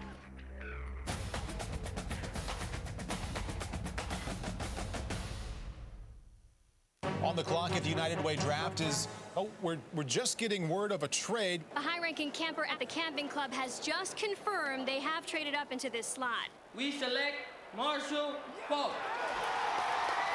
There has to be a bunch of happy campers in St. Louis with this pick. Falk's got a rare ability to lead, which you definitely need out there in the woods. That way. Looks like Falk is ready to report for camp. Get involved in your community. It's what matters. Struggling with your pick? Hey, Coach. Reminds me of 79. Montana? Nope. A guy named Dwight Clark. Clark. The catch. How deep? 10th round, Clemson University. Beauty. What do you think I should do here? Geez. You got me. I butchered it. Join a league or start one up. Free fantasy football at NFL.com. And welcome back. Opening day, getting ready for the third quarter. The Redskins in front of the Bears 6-0. The halftime stats and all of it on the Washington side. The Bears have not done much, and the Redskins turning it over twice has not really hurt them at all. Right now, let's take a look at the fantasy stats for those that have players performing in this game, and it looks like this. Patrick Ramsey over 100 yards. And right now, the leading ground gainer, Portis with 35.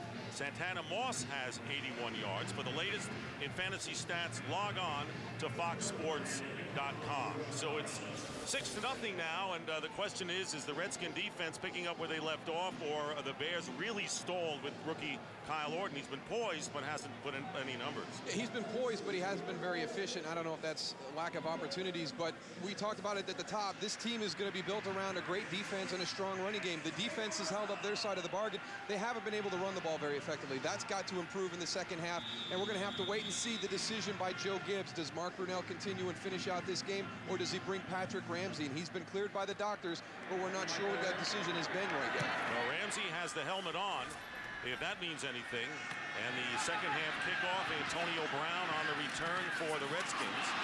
And he loses the ball, fumble, and the Bears recover. So the Bears get a big break as Antonio Brown fumbles the second half kickoff. And it was Joe Odom who made the recovery for the Bears. So they have yet another opportunity. Well, let's see what they can do with it. You mentioned that the turnovers in the first half didn't really provide Chicago with any real great opportunities. Brendan Bidejo comes in, slaps the ball out. Joe Odom recovers it. They've got the short field. Special teams gives this offense an opportunity to get into some rhythm. And Bidejo acquired from Miami for just that purpose, special teams. So after the 16-yard run, the cough up, and Thomas Jones on first down gets inside the 20-yard line. Tackle made by Pearson Prelo, the strong safety, a gain of 4. And as we mentioned, Sean Taylor, who was shaken up in the first half, had returned to the secondary toward the end of the second quarter.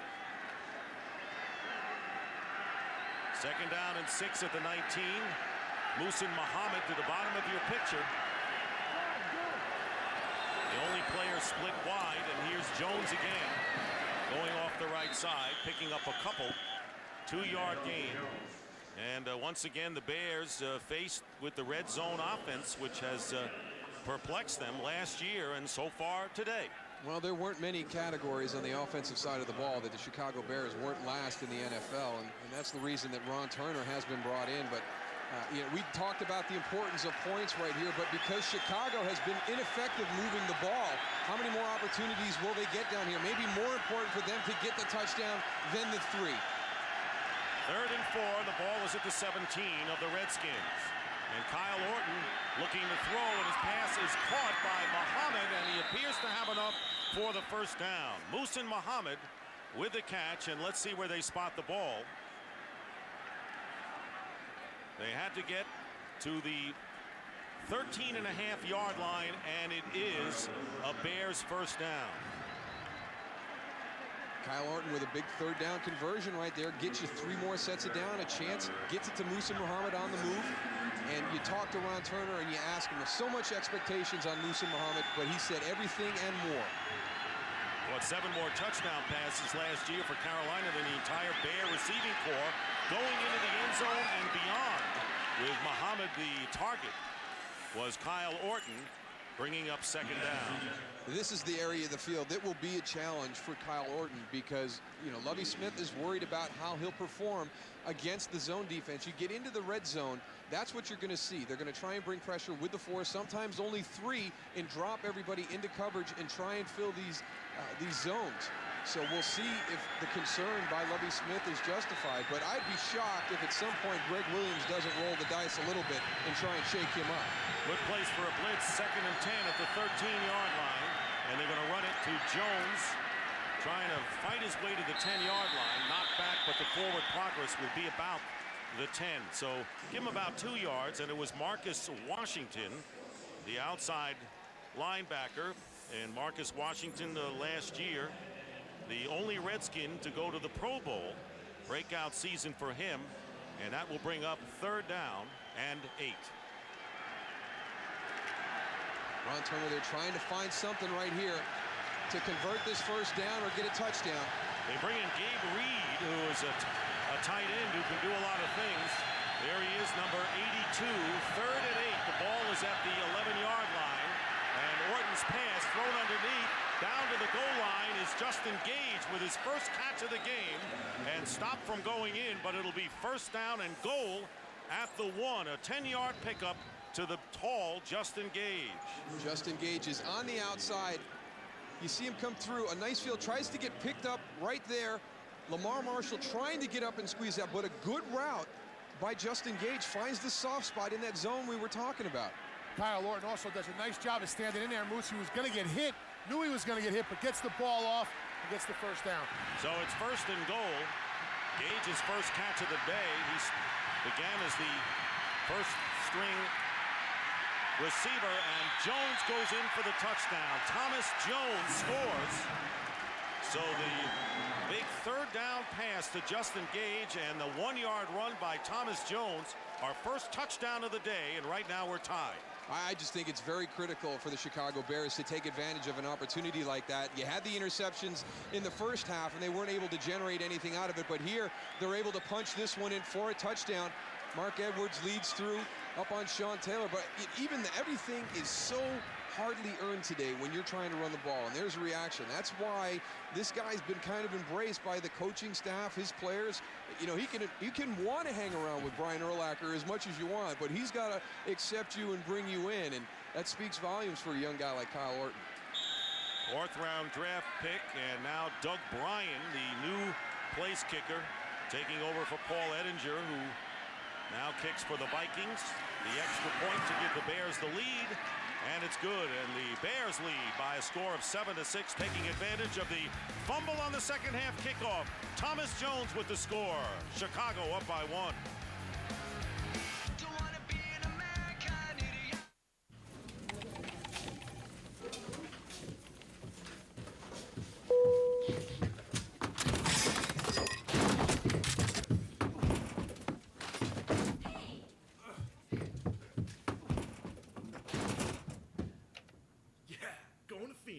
There's an exciting new sound in travel.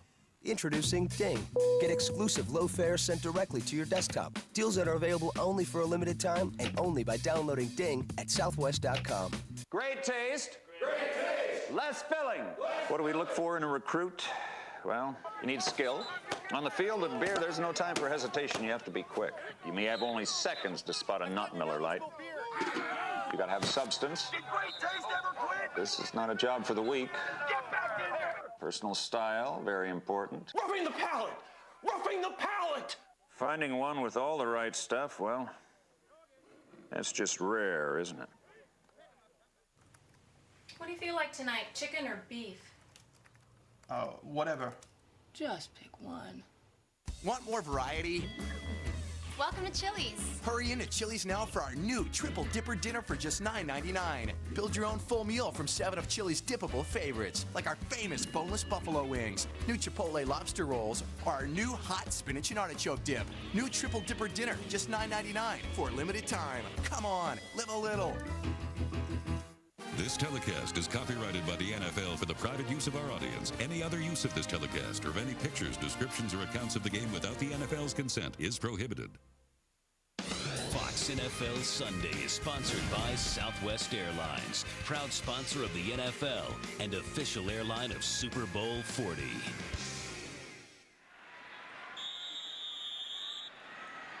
And we're back here with the Bears taking a 7-6 lead. They had 3 first downs in the first half, and they equaled that with 3 first downs on that last drive, a scoring drive. Liddell Betts returning this kickoff, and Betts strongly runs it out to about the 36-yard line. 23-yard return by Betts.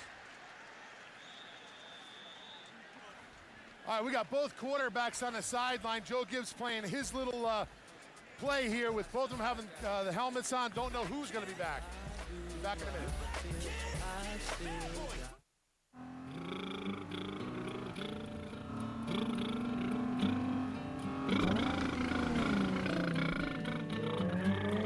Take me right in the car, car, take me right in the car, car, take you right in the car. I want to go right in the car.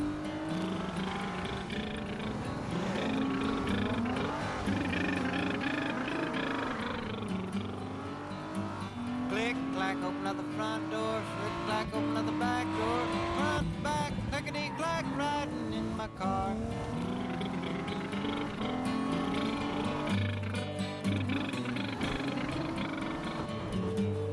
Engine it goes. Turn my keys, step on the starter. I want to blow the horn. I'm gonna let you blow the horn.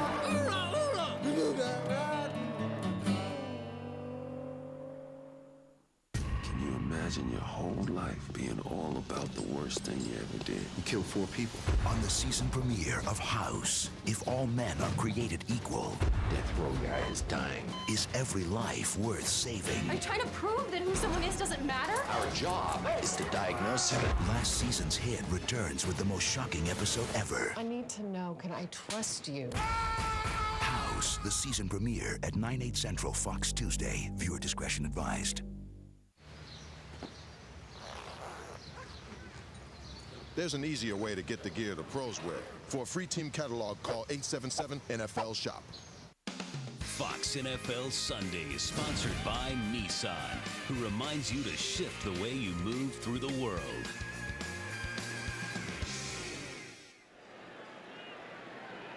Early here in the third quarter, Dick Stockton along with Darryl Johnston and Tony Siragusa. The Bears in front of the Redskins 7-6.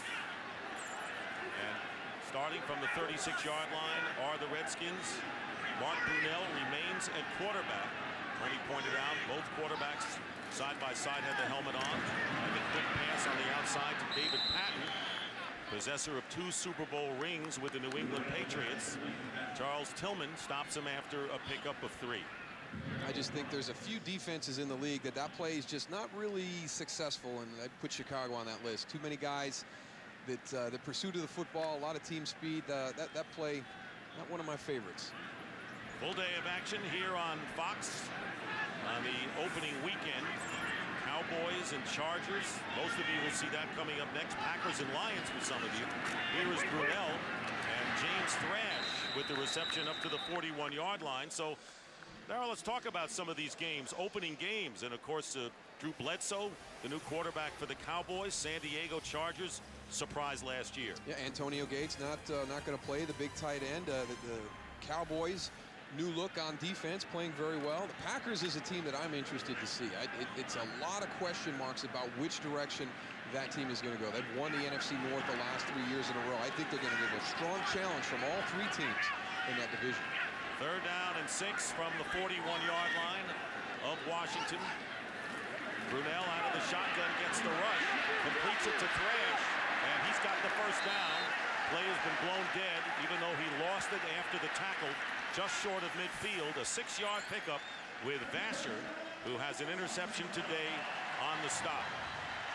You're bringing Lance Briggs right here into this direction, which on Patrick Ramsey would be his blind side. But with Mark Brunell, you're coming right into his face, so he can see everything, get it out to James Thrash. So, you know, it's something that you don't think about. Maybe an adjustment with your package when you're pressuring the quarterback. Hey, we've got the left-handed quarterback, and now we've got to switch to the other side in some of our blitzes. Brunell now 5 of 10 for 43 yards. First down at the 48-yard line. Lost this one to his tight end, Robert Royal, just beyond him. So you need a little touch on passes like that, and that was awfully close. He was covered downfield by Hillenmeyer.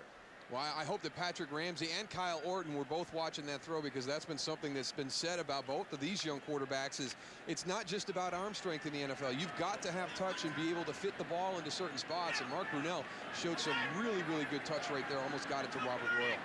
2nd and 10 on the 48-yard line of the Redskins. Portis on the delay. Good run by Portis, and he did a good job of knocking back Todd Johnson, getting 9 yards on the pickup. He's into Chicago territory. You know, down from the field, down here, Portis just does a great job of making a cut and getting vertical right away. He doesn't slow down at all while he's making his cuts. Remember, we saw on the kick return Mark Bradley come to a complete stop when he tried to make a cut. You saw right there with Clinton Portis. He's making his cuts, but he's continually moving forward. Moving forward is Mark Brunell on the quarterback sneak. And he may have it. It's close. Talking about Portis, who's gained 49 yards and 13 carries. And where they spot the ball, they may need a measurement to determine whether the Redskins pick up the first down.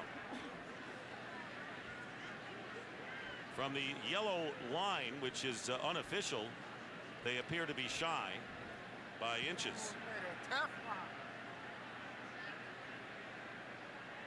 And they are short by a little more than that, by a foot. So now all eyes on the sidelines and players walking on and off. What does Joe Gibbs want to do here? And you can tell by the crowd that he is going to go for it. A big roll of the dice right here, because we talked about how important it was for Chicago to get a touchdown on that last drive when they had the turnover on the kickoff, because we don't know how many opportunities they're going to get to be in that part of the field. By doing this right here, if this is unsuccessful, you give the Chicago Bears great field position. Clinton Portis is the setback. And Mike Sellers up front, quarterback sneak, and he's got it. Mark Brunell with the quarterback sneak and a first down to the 41-yard line. So the first big decision of the day for either head coach, Joe Gibbs, and he keeps possession as we wind down to 8 minutes to go in the third, as the Redskins trailing the Bears by 1. Aggressive play call by Joe Gibbs right there. Good feel by Mark Brunell. He had Tommy Harris coming up over the top. If he'd have gone up over the top, I think Tommy Harris is going to win that battle. But he's got the feel. He slides over to the left, gets behind Derek Dockery, his left guard, and gets the yard necessary. They mark it at the 42-yard line of the Bears, and Portis bounces off the defender. A tough run by Portis and a first down inside the 30-yard line. He looked like he was was stymied at first, bounced away, and got 12 yards for the first down. Again, watch what Tony talked about. Is he's making his cuts, he's moving forward the whole time. It's a long trap. Chris Cooley comes all the way across. A good kick-out block on Hunter Hillenmeyer. But Clinton Portis always moving forward, even when he's chopping, breaking down right there. The ball came out. Very fortunate hop for the Washington Redskins right there. And Liddell Betts has come in for Portis, who now has gained 61 yards on the day, nearly 4.5 per clip. First down at the 30-yard line of the Bears. Betts getting an opening, spins away from his own offensive player, and may have another first down close to the 20-yard line. Michael Haynes making the tackle, and Betts, good 1-2 punch today with Portis and Betts in the Redskin backfield. Well, you don't expect to see anybody get chunks of yards in the running game against the Chicago Bears like this. They really controlled the line of scrimmage in the first half, but it seems they found something with these long traps, taking advantage of the Bears front being an upfield team, letting them get up the field, bringing a guy all the way across the formation, kicking him out and creating a seam on the outside. First down and 95 yards rushing today by Portis and Betts combined. Here is Liddell Betts again, and wrapping him up quickly is Todd Johnson, limiting him to a gain of only 1. And for a game break, let's rejoin James Brown.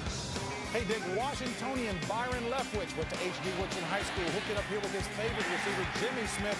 Second touchdown toss of the day. That one a 7-yarder. Jacksonville on top, 20-14 over Seattle. Back to Dick Stockton.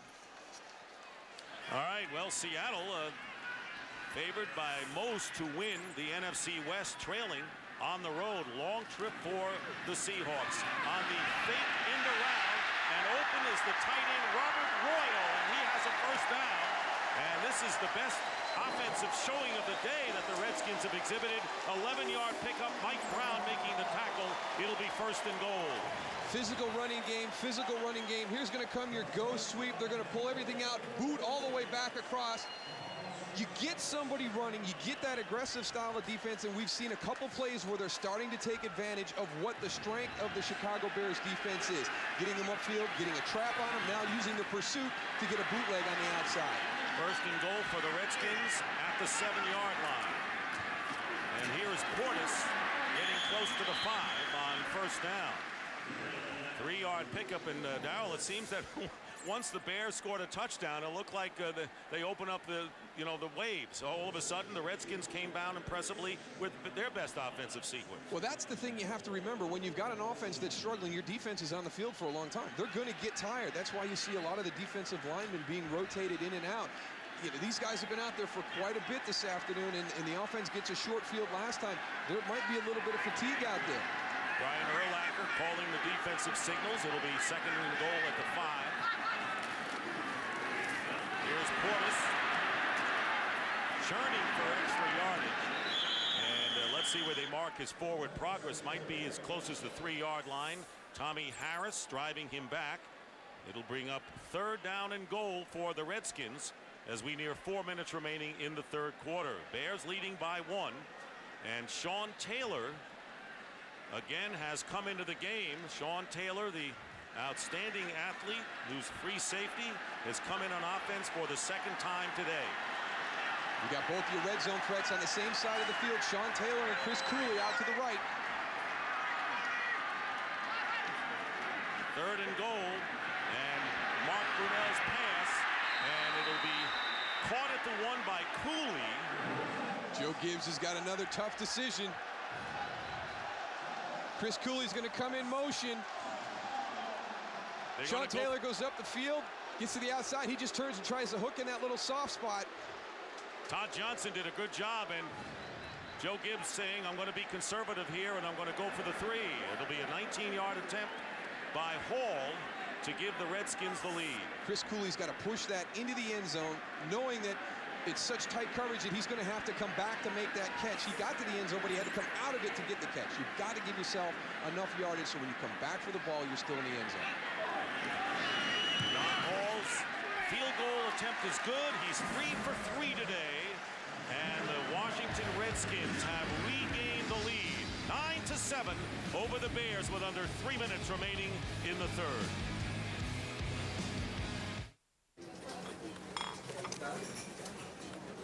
Degrees today in the Boston area, but some light clouds. You guys have to go everywhere with me? Tom, we're figurative metaphors. What? We represent the 5 layers of Visa security that surround you in a pocket of protection. Hi there. Like fraud monitoring? Verified by Visa. Zero liability. Metaphors. With Visa, you're protected. Can metaphors pay? No.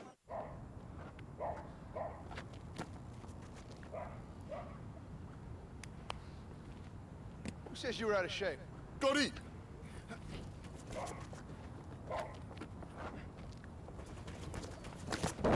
Front-end pedestrian safety system.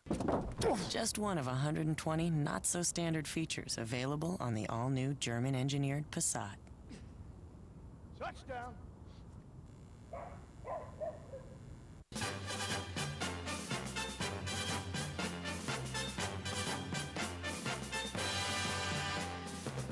BK is making NFL history. Now every Angus rapper scores a free day of NFL Sunday ticket from DirecTV. Guys, how are we going to get people to remember that Arrested Development's on Monday nights? I know. Let's make Monday a dirty word. Everybody loves a great dirty word. Shut up, you're such a Monday. You two are complete Mondays. Hey, why don't you stick it up your Monday hole? Let's just leave the word Monday the way it is. Arrested Development returns Monday, September 19th on Fox. The wait is almost over. Are we there yet? No, Chris, honey, we're not. Are we there yet? No, Chris. Are we there yet? Yes, Chris, okay, we're there. Liar! All new Family Guy premieres at 9, 8 Central tonight on Fox. Viewer discretion advised. Well, the Redskins have been limited to field goals. They have enough to have a 9-7 lead right now over the Bears. And nothing surprising about this game as you look at an impressive 15 plays, 63-yard drive. We expected a tight and taut defensive battle and a low-scoring affair, and that's what we have. Mark Bradley returning for Chicago. Flag is down, and Bradley is hit hard at the 28-yard line. Personal foul, low block, kicking team, number 21, 15-yard penalty, first down, timeout. As a guy attacking the wedge or going downfield, you can't come into a guy and get below his knees. Sean Taylor, guilty of an infraction, gives the Bears a little bit better field position.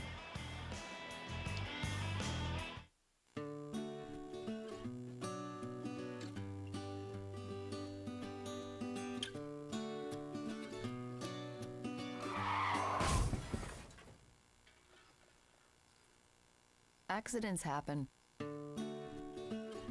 Nice to know the all-new Jetta received the top overall crash rating in its class from the Insurance Institute for Highway Safety.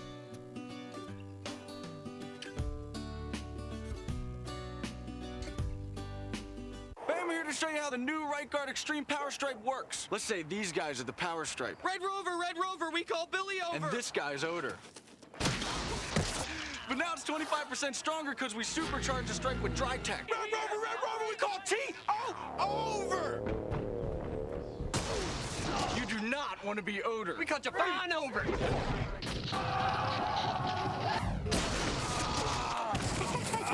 Yo, get more extreme, get Right Guard. Fox tomorrow. It's the Prison Break 2-hour event. Getting through this wall is just the beginning. The danger is mounting. Renege now. I'm gonna cut you. The mystery is growing.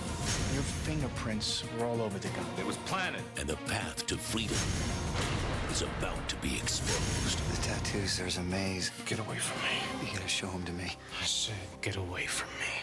Prison Break, a special encore at 8, followed by an all-new episode at 9, tomorrow on Fox. Viewer discretion advised. Fox NFL Sunday is sponsored by Visa, proud sponsor of the NFL. By Volkswagen. On the road of life, there are passengers and there are drivers. By Right Guard Extreme. Get extreme. Get Right Guard. And by UPS. What can Brown do for you?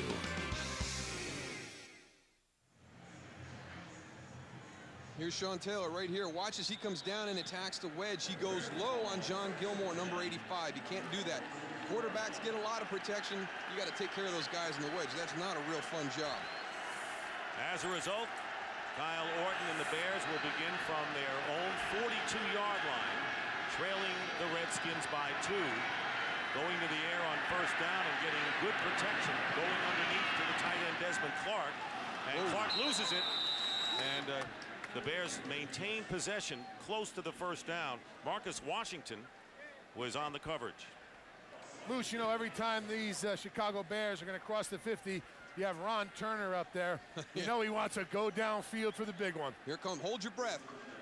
They're going to take a shot. He builds some long passes into his game plan, but he has tendencies, and this is one of them. When he gets across half field or midfield, he likes to go for the end zone. They got a first down. This looks like the perfect spot. Perfect chance for it. Bears on the Redskin 48. Two tight ends, and they'll run it with Thomas Jones. And Jones working his way to the 46-yard line. Jones on the day has gained about 34 yards, under 3 yards per carry, but has scored the only touchdown in the game. Cornelius Griffin, who had the best season of his career after coming over from the Giants, making the tackle for Washington. Second down and 7. Play action and pressure coming in, and a good catch made by the fullback Mark Edwards, but an even better play by Sean Taylor from safety, limiting Edwards to only 1 yard. I can't tell you how big Sean Taylor is to be playing the safety position. You have to see him on the field in his pads. He doesn't look like he should be back in that part of the field. I mean, he should be up with the linebackers. He is a very big, physical guy, but tremendous speed, tremendous break on the ball, loves to play a physical style of football. Best athlete on the team, Joe Gibbs said flatly. Third down and 6. See the yellow line? Imaginary line. That is where the Bears have to get. And here's Orton getting rushed, and his pass downfield, and it's caught by Mark Bradley. There it is, Moose. It held up there, and Bradley made the catch even with a defender. Good for 22 yards. First down, Bears. And it's the underthrown long ball. I mean, Sean Taylor is in good position. He doesn't get his head around to find the flight of the ball coming in. Here comes the pressure from the top of the screen. Kyle Orton stands in the pocket. That's why it was a little bit underthrown, but there's that presence they talk about. What did Ron Turner say about, look, throw it up there. Could be a jump ball. Give him a chance. Don't throw it out of bounds. Give him a chance to make the catch when it's one-on-one on the outside. Thomas Jones in motion wide to the right. First down at the 22. Orton again with time, and he drills it. It's tipped up in the air, and it's intercepted by the Redskins. Lamar Marshall picks it off on the deflection, and the Redskins hold back the Bears, who are threatening. It was Warwick Holdman, again another ex-Bear defender, who tipped the ball, and Lamar Marshall with the interception, and the Redskins get it back. That might have been a little bit of that aggressive nature that Kyle Orton talked about. He doesn't like to check it down. He feels he can make any throw. That ought to do it. Oh, you're going international, huh? That's the plan. All right. See you tomorrow. Hey, Frank, little help! Here you go, guys. Hey, ragazzi! Hey, Franco, mi aiuti? Ci vediamo. Ciao, Franco. Ciao. Ecco i pacchi dall'America. Sì, lavoriamo con l'estero, eh? Ti ringrazio. Complimenti. Global shipping with a very familiar face. UPS, what can Brown do for you? It didn't come gentle into the world. Blacked out. Born with 2 fists in the wind. The new 6-speed Dynastreet Bob motorcycle.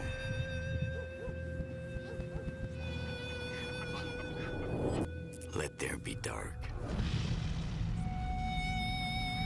Ride one now at your Harley-Davidson dealer.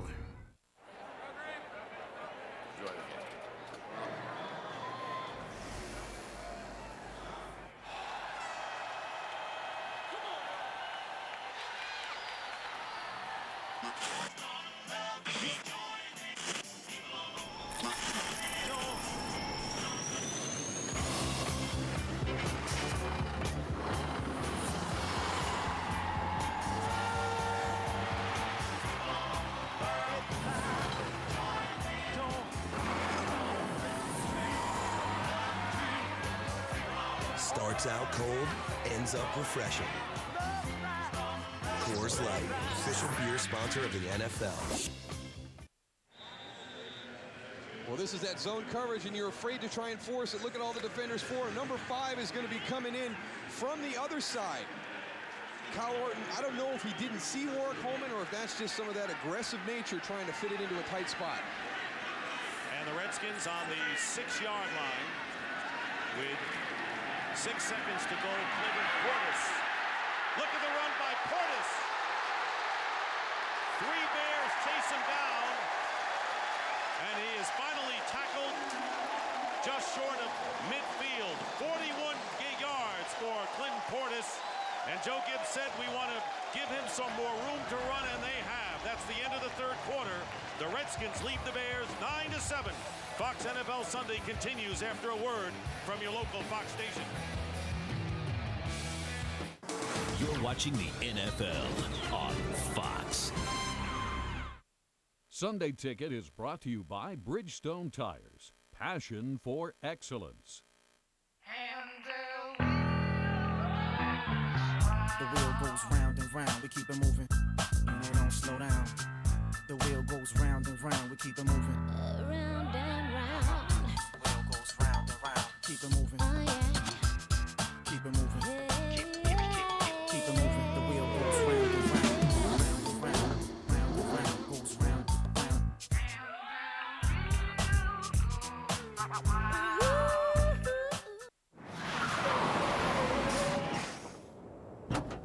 Would you kindly tell me what you're doing in the road? I'm with the help desk. You're lost. You're headed to Fresno. Fresno, right. This is the road to Albuquerque. How'd you know we were lost? The boxes told me. The boxes? RFID radio tags on the cargo. Helps track shipments. The boxes knew we were lost. Maybe the boxes should drive. Very funny.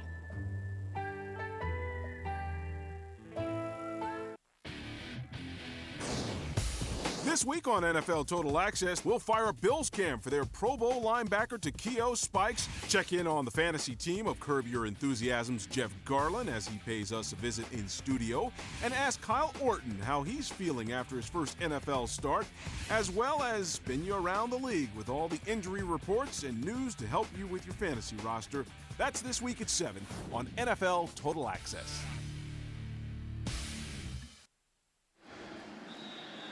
Here's the 2 reasons for that long one. Lance Briggs, 55. Mike Brown, number 30. Watch the little stutter right there. Lance Briggs gets caught inside, and then Mike Brown, just a poor tackle. Poor angle. And a first down as we start the fourth quarter on the 47-yard line. Liddell Betts coming in and is nailed. And you got to look as Urlacher made the play. Remember, it's the new rule, the Roy Williams rule, the horse collar rule. He did not have it on that play, but it's a play that resembles that they are cracking down on. A 2-yard loss by Betts back to his 44-yard line. Betts giving Clinton Portis a much-deserved breather. Portis going over 100 yards with that last 41-yard beauty. 102 yards so far for Clinton Portis. Second down and 12 on the Redskin 45. Mark Brunell faking a pass going down, lost his footing, and Brian Urlacher made sure he wasn't going anywhere. Well, he went to throw that ball. He saw the defenders try to elevate to knock it down. He tried to pull it back down and scramble out and just got caught up in his feet. You're going to watch the pressure coming in. There goes Jerry Azuma, 23. Here comes Brian Urlacher, 54. He tries to pull it down because he knows the high probability that's going to get swatted right back in his face, and just got caught up in the feet. Lost about 9 yards, and that's the 3rd quarterback sack today for the Bears. 3rd down and 21. Back to the 36-yard line, and they'll run it. Betts off the right side.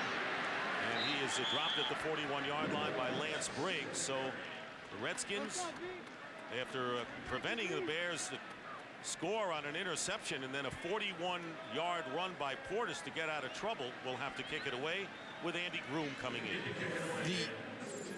The way that this defense plays, I mean, you have the offense, they have the turnover, then you get the big run by Clinton Portis. Every reason for these guys to start to get frustrated, and they've been on the field for quite a while this afternoon, but they're so resilient. They just never quit. You're going to have to play these guys 60 minutes every time you line up against this defense. Relentless is what they are. Bernard Berrien back to receive the punt. And the Bears sending a few people in. And a flag is down.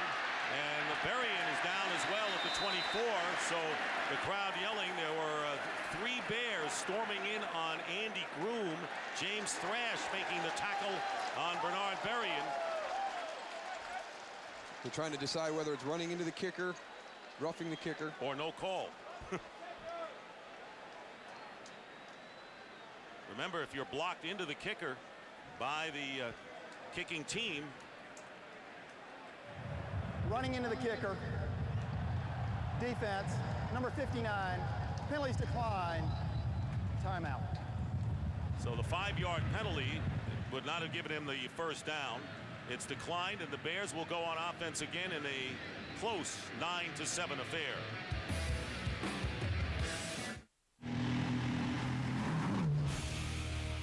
From the fastest and strongest to the most capable and most powerful, Dodge Ram trucks.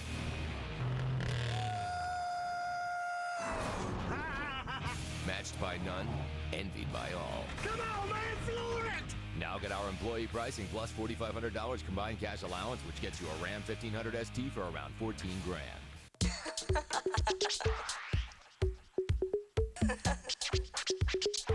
Do you want me?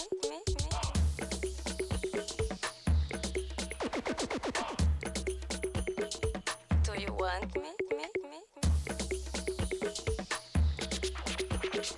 Listen up! 2 hot deals. Get them now at Best Buy. Come and get me.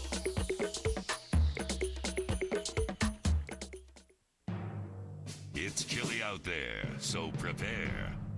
Prepare like never before for the kind of chili that rattles your bones and shakes you to your core. The forecast is chilly. Bring it on.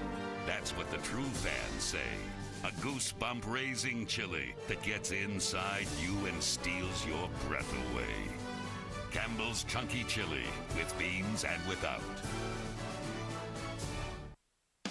Fox NFL Sunday is sponsored by Dodge. You can take life as it comes, or you can grab life by the horns. Dodge. By Best Buy. Thousands of possibilities. Get yours. By mouth-watering Campbell's Chunky Chili. Pick some up for your next tailgate party. And by Budweiser. Bright, crisp, clean, pure. The king of beers. Bears will start from the 25, and Cedric Benson, 4th overall selection in the draft, who ended a 36-day holdout just about 2 weeks ago, making his NFL debut, and will take his first hit if he gets hit, and he does. Imagine, Cedric Benson makes his NFL debut after not getting hit at all up to now. Picks up 4 yards. That's a very savvy rookie right there. Missed the whole training camp. Save yourself. Don't get beat up. But it's going to cost him some time to get back into this starting lineup. Thomas Jones took advantage of that opportunity and played very well in the preseason. Cedric Benson's got to get up to speed on all the protections. Now, he was able to learn the system in the offseason, but this is his first time full pads, full contact. And again, they go to Benson, crosses the 30-yard line, and for a game break, let's check in with James Brown. Hey, Dick, Tampa Bay. Don't make that New Orleans Saints still doing well here with this John Carney field goal here to put them up 17-7, but Carolina answers back. Stephen Davis, that after a pickoff, takes it 1 yard for the score. It is now 17-14. Saints still on top. That in the third. Back to Dick Stockton. Thank you very much. Tight game now developing in Carolina. Amazing to see those New Orleans Saints players being able to put everything behind them and go out and have the performance that they're having on the road in Carolina. Meanwhile, 3rd down for Kyle Orton, and he completes the pass to Desmond Clark, and the Bears get a first down to their 41-yard line. Marcus Washington, who made the play. Lovie Smith, 5-11 in his first year, cheering his offense on now. Desmond Clark, it's going to be a key component in this Ron Turner's offensive philosophy. The tight end is going to have to be a major player in the passing game. He's got the ability to do it. He missed a little bit of training camp also, so he's a little bit behind the learning curve. It's going to be important for Desmond Clark to step up at that tight end spot. First down at the 41. Redskins lead the Bears by 2. Pressure coming in. It's picked up and going deep for Bradley downfield. And against two men covering tight, Sean Taylor and Walt Harris. And that's a matter of timing on the leap. Bradley couldn't quite get it done. Well, Ron Turner, he doesn't mind if you get into a one-on-one situation and you give your wide receiver a chance, but there's safety help over the top here. You see Sean Taylor coming in. He's got great range. So that's one of those ones where I don't think Ron Turner wants that one to be one of those plays. Well, give my guy a chance on the outside. That's only one-on-one. Not when you got help over the top from the safety. Will he get another shot downfield before the end of the game? Oh, yeah. Yeah, he'll get him. Second down and 10. And Kyle Orton will call the timeout. That is the Bears' first in this second half. So a timeout. Opening day, Bears and Redskins. They've been playing against each other since '32. This is who I am. This is where I'm from. This is what I believe in when the day is done. This is Budweiser. This is clear. Budweiser. The king is here. This is Budweiser. This is beer.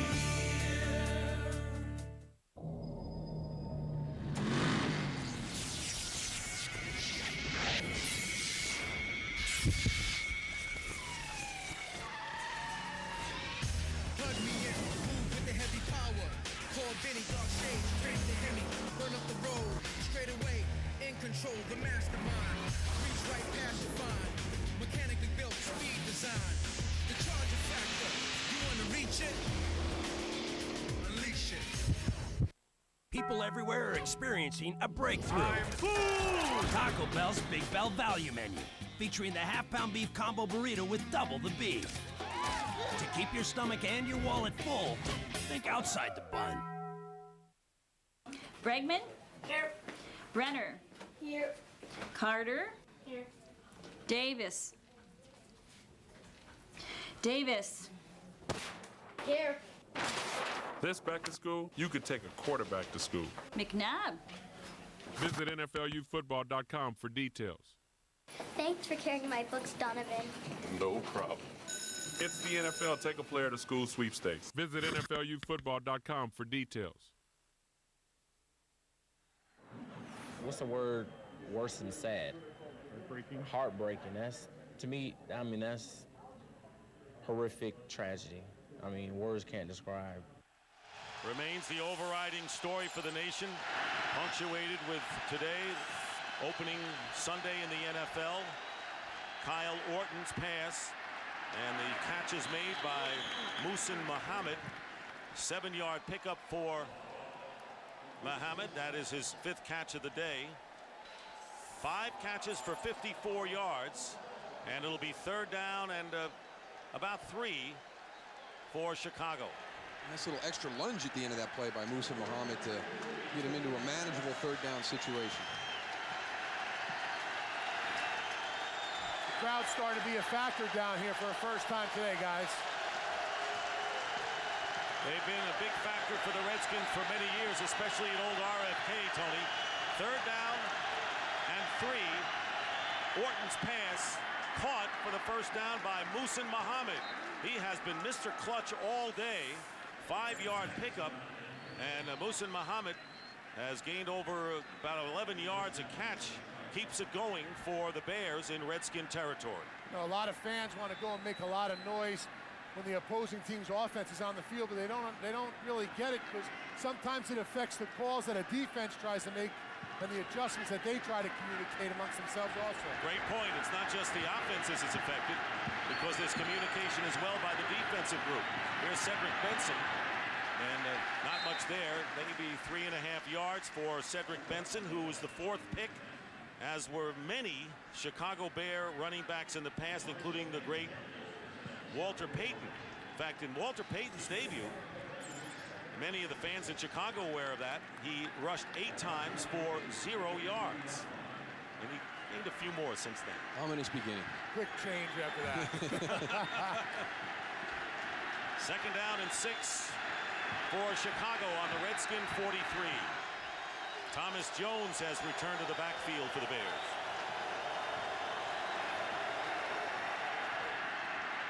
Orton has time, and the crossing pattern to Berrien. And Berrien will give the Bears another first down as he is knocked out of bounds at the 34-yard line by Walt Harris, 8-yard pickup. The reason Cedric Benson goes out in that situation, it's a passing down, and he's not up to speed on the protections. Thomas Jones comes in. He's not even needed. Look at the offensive line and the job they do to allow Kyle Orton to stand back there, have the confidence to go downfield, find his open receiver, and deliver it.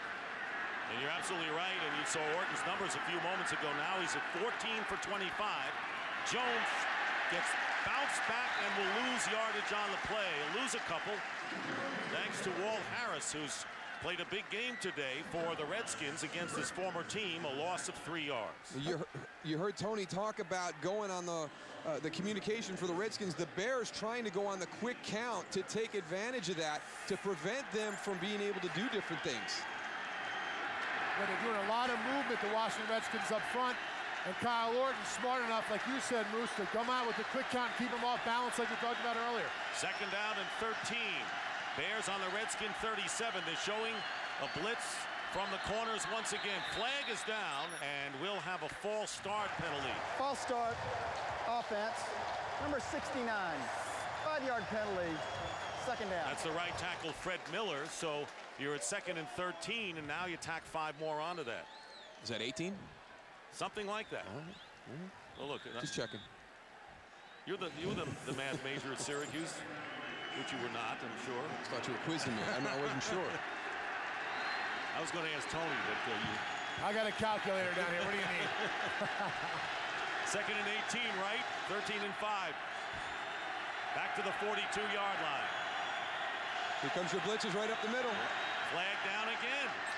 And it'll be another false start penalty, and so that is wreaking havoc. False start, offense, number 76, 5-yard penalty, second down. John Tate and the Bear offensive line is feeling the pressure from the blitzing Redskins.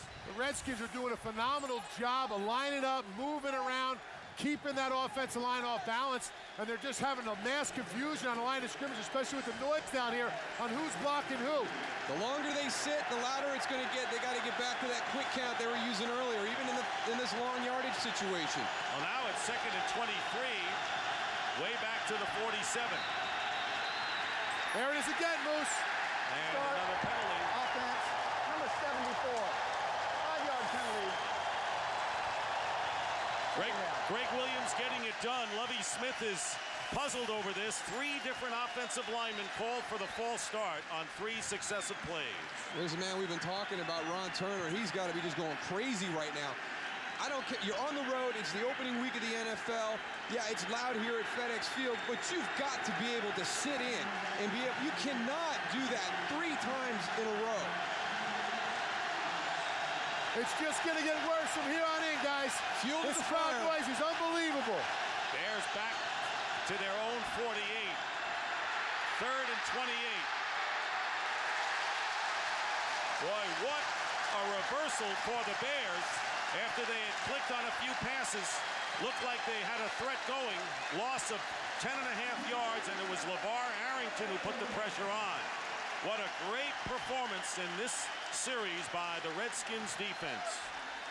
Such an advantage when you have the crowd get involved. Like, it doesn't even matter about their communication anymore. Now the defense, they don't need to get it, on the same page and make sure everybody knows what they're doing. They're just pinning their ears back and getting upfield to get to Kyle Orton. It is now 3rd and 38. Before it was 2nd down after the penalty, so now it is 3rd down and a million. Kyle Orton's pass, and off the fingertips of Muhsin Muhammad. It would have been a punting situation in any event. Even if Muhammad had caught the pass, he wasn't going anywhere. So it's 4th down, and what an exhibition by the Redskins defense. They had gotten all the way down to the 34-yard line of the Washington Redskins with a 1st down, and they're going to end up punting from their 37-yard line. Antonio Brown, who's averaged less than 3 yards a return. Brad Maynard punted well today for Chicago.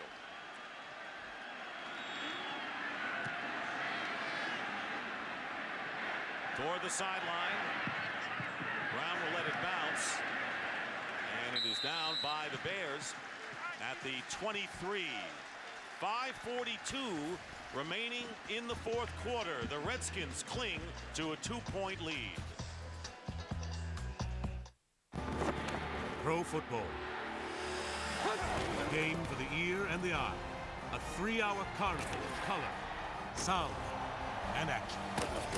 NFL Sunday Ticket provides the most NFL games anywhere, up to 200 in total, and it's only available from DirecTV. For the player, victory makes the game glorious.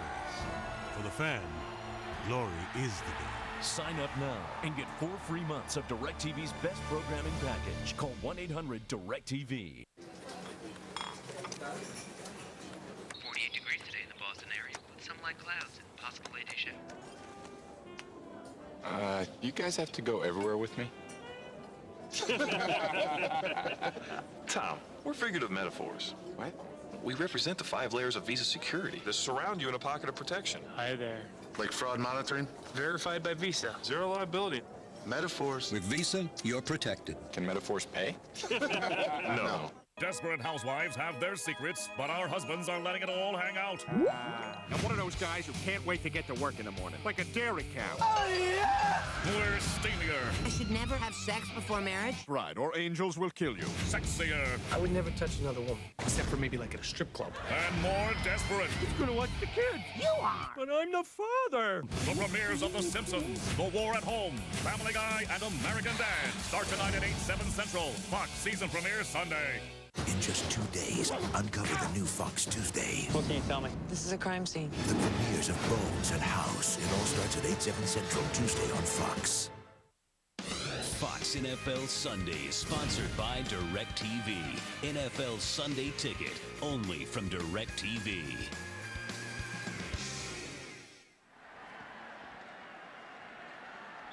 And that last series, the Bears had the ball for 11 plays, using up over 7 minutes.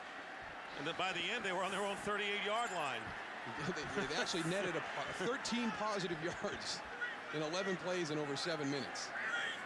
So now Mark Brunell, Redskins with a 2-point lead to hand off to Clinton Portis. And Portis, who has had a big game, including a big 41-yard run the last time, gets 4 more to his total. And 111 yards on the day. Lance Briggs making the tackle. Brunell took over for Patrick Ramsey, who was hit hard by Lance Briggs. Came in with 9:23 remaining in the second quarter. No score at the time. There you see what happened on that last drive. 13 yards. 2nd and 6 at the 27. Portis. And, this time Portis is stopped after a minimal gain of 1. The good thing was, though, they were on the field for over 7 minutes, so that Bear defense was able to get a much-needed rest. So they should be pretty fresh right now. You know, Clinton Portis Moose gained 20 pounds in the offseason. You would think that would slow him down, but it seems like he built all muscle with that 20 pounds. Yeah, it doesn't seem to have slowed him down a bit, and he's been real physical at the end of his runs. He looks like he's worked hard today. Hey, he and Thomas Jones, every yard that they have earned has been difficult. 3rd and 5. Santana Moss going in motion to the left. Low snap from center. Doesn't matter. Moss makes the catch for the first down to the 43. Good experience. Heady play by Brunell on the bad snap. Gets 15 yards out of it. The key to this is, as you said, Dick, is getting the snap. It's not a great snap by Casey Robach. He's got to go down. Now he's got to get back up, find the receiver. Santana Moss, a good job of getting to the inside of Jerry Azuma. Is it too early to start the questioning as to whether Yes, Brunell, it is. who has handled things ever since Ramsey went out, of course, still no touchdowns on the board for Washington. And nobody wants to give Patrick Ramsey any slack. 1st and 10 at the 43. Just asking, as we said. Hand off to Portis. Jukes his way up the middle, and Portis is stopped at the 49-yard line, getting 6 more yards. Urlacher and Todd Johnson. Here's where Ramsey got hurt and had to leave the game. Well, you saw how it was a clothesline. I don't think it was intentional by Lance Briggs. He came in on the blitz, elevated, but it was a very nasty injury. You can see that, I mean, they're trying to loosen up Patrick Ramsey's neck, whether he jammed it, strained it. You hope he doesn't have a concussion on top of it, but a real big hit by Lance Briggs. Second down and 4 for the Redskins. Their side of the field at the 49. Clinton Portis gets the first down and drives his way inside the 45, 8 more yards. So Portis now 121 yards on the ground in 21 carries. Chris Harris made the stop. Look at all the guys along the defensive front. So once you get through, you've really got your 2 linebackers, 2, 4, 6, 7 guys right there. So when they're all coming up real hard, and you see Alex Brown is kind of reaching out with one arm, but Tony just mentioned, you know, Clint Portis has put on 20 pounds and breaks into the second level. And Liddell Betts, again, giving Clinton Portis some relief here. First down on the Bears' 43-yard line, and it's best. And when all is said and done in a defensive game, as Betts gets 2 yards, stopped by Alex Brown, it's the pounding from Clinton Portis and Liddell Betts. 126 yards for Portis, and Betts with about 39. And 2 minutes remaining in the fourth quarter, but it's only a 2-point lead for the Redskins. They have the ball, and right now they're controlling it. Fox NFL Sundays, sponsored by the new Sprint. Sprint, yes you can. If they're going to put mayonnaise on a BLT, they should call it an MBLT. It's only right. Well, in that case, they should call it a BBLT because of the bread. No, in the sandwich world, bread is valve 347. The bread is a given.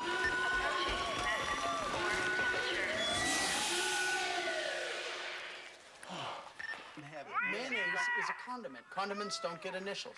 Who made up that rule? Connect instantly with Nextel walkie-talkies now from Sprint. Sprint, yes you can. Nice. Very nice. Do you think they're... Oh yeah, they're plastic. And they're spectacular. Now's the time to grab a Coors Light cooler box. 18 16-ounce plastic bottles that stay colder longer. Ice it up and enjoy the Coors Light cooler box. Wow. Close up, they look even bigger.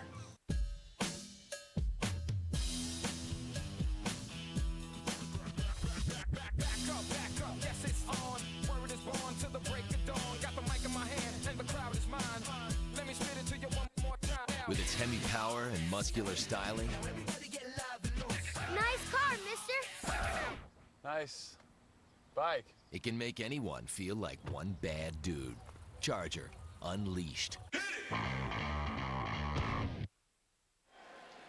2 minutes remain here in regulation, and the Redskins leading by a score of 9-7 over the Bears, pounding the ball. Clinton Portis with 126 yards today. Last year in the opening game against Tampa Bay, rushed for 148 yards and a score.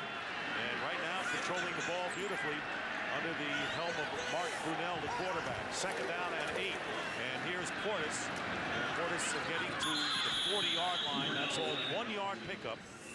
Or Liddell Betts on that last carry, not Portis.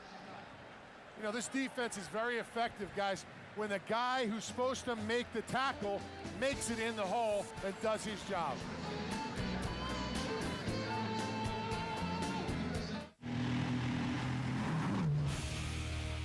From the fastest and strongest to the most capable and most powerful, Dodge Ram trucks.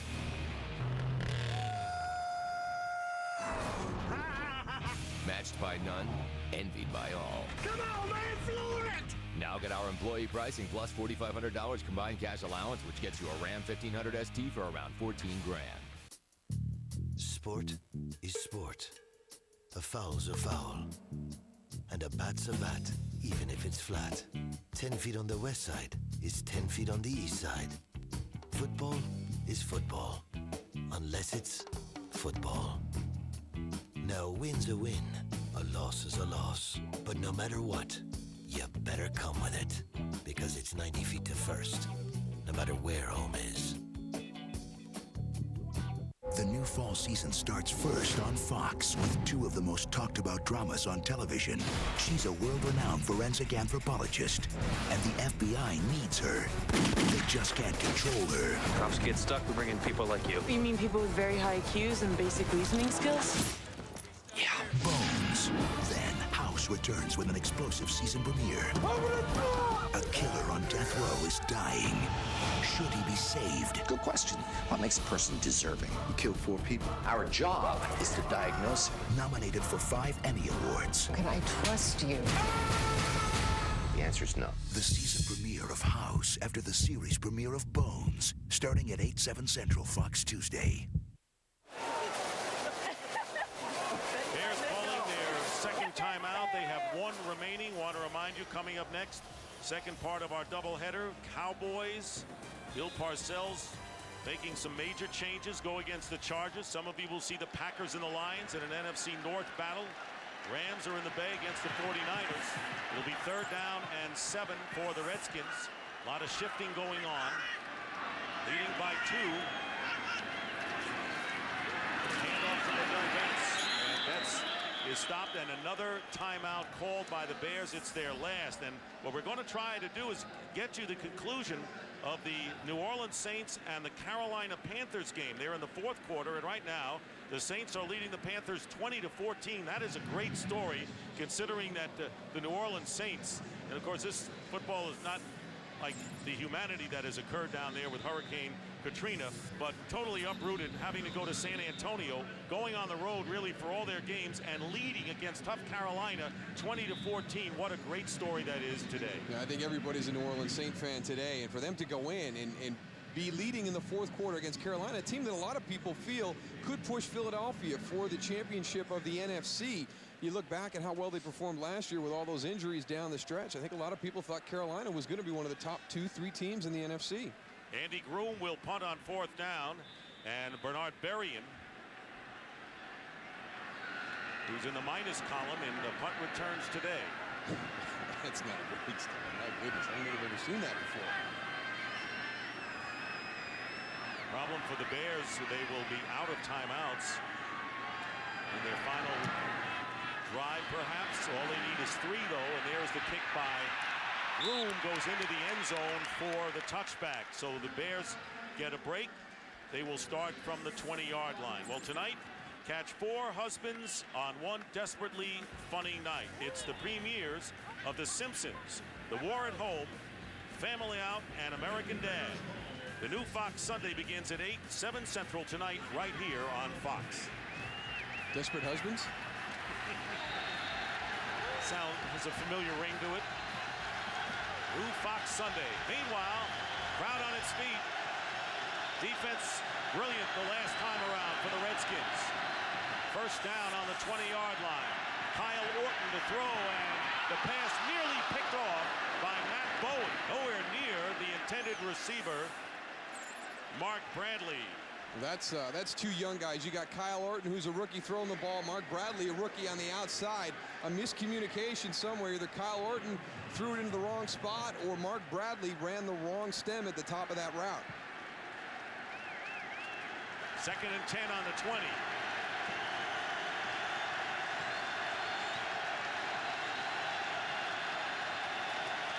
Second and 10 at the 20-yard line with minute 39 remaining. No timeouts for the Bears. And Orton loses the ball, and the Redskins recover. Cornelius Griffin forced the fumble, and he recovered it. Big play by the Redskins defense, dominating in this second half to just about seal this game. You can tell by the way this game transpired that as the Chicago Bears move forward, they are going to have very little margin for error during the course of this season. Kyle Orton played well, didn't make a lot of mistakes, but when he did, they were critical. The interception earlier in this half when they had an opportunity to take the lead, the fumble right there when you're going for your last drive, a missed opportunity here, a missed opportunity there. As they go through the season, they are going to have to be so successful every time an opportunity presents itself. I like to see the guys getting around him right now because he did not play poorly today. He lived up to the billing that everybody talked about. He was poised. He made plays at times, made a couple of mistakes, but that's what the MO for the Bears are going to be this year. No question about it. You cannot draw any conclusions other than the guy hangs in there against one of the tougher defenses in the NFL, but you have to give all the credit to the Washington defense, and apparently holding on to their 2-point victory. And I'd also want to throw up there the offensive line for the Washington Redskins, because they really came out and took control of the line of scrimmage against a very tough Bear front. So it was Mark Brunell who came into the second quarter in a scoreless game for the injured Patrick Ramsey, and takes a knee. Today's game produced by Bob Stenner and directed by Sandy Grossman. The associate director, Art Durazo. Our sideline producer, Robert Slosby. Broadcast associates, Wayne Wilson and Corey Brocious. The technical producer is Bob Mueller. The pregame show produced by Scott Ackerson and directed by Bob Levy. The senior producer is Bill Brown, and the executive producers of Fox Sports are Ed Gorin and David Hill. I'd like to thank our crew up here, our spotter, Chris Visser, statistician Rick Odioso, Mike Eldridge, and Bill Ochapka in the truck. And for Joe Gibbs, a victory, going 1-0, setting up a road game at Dallas next week.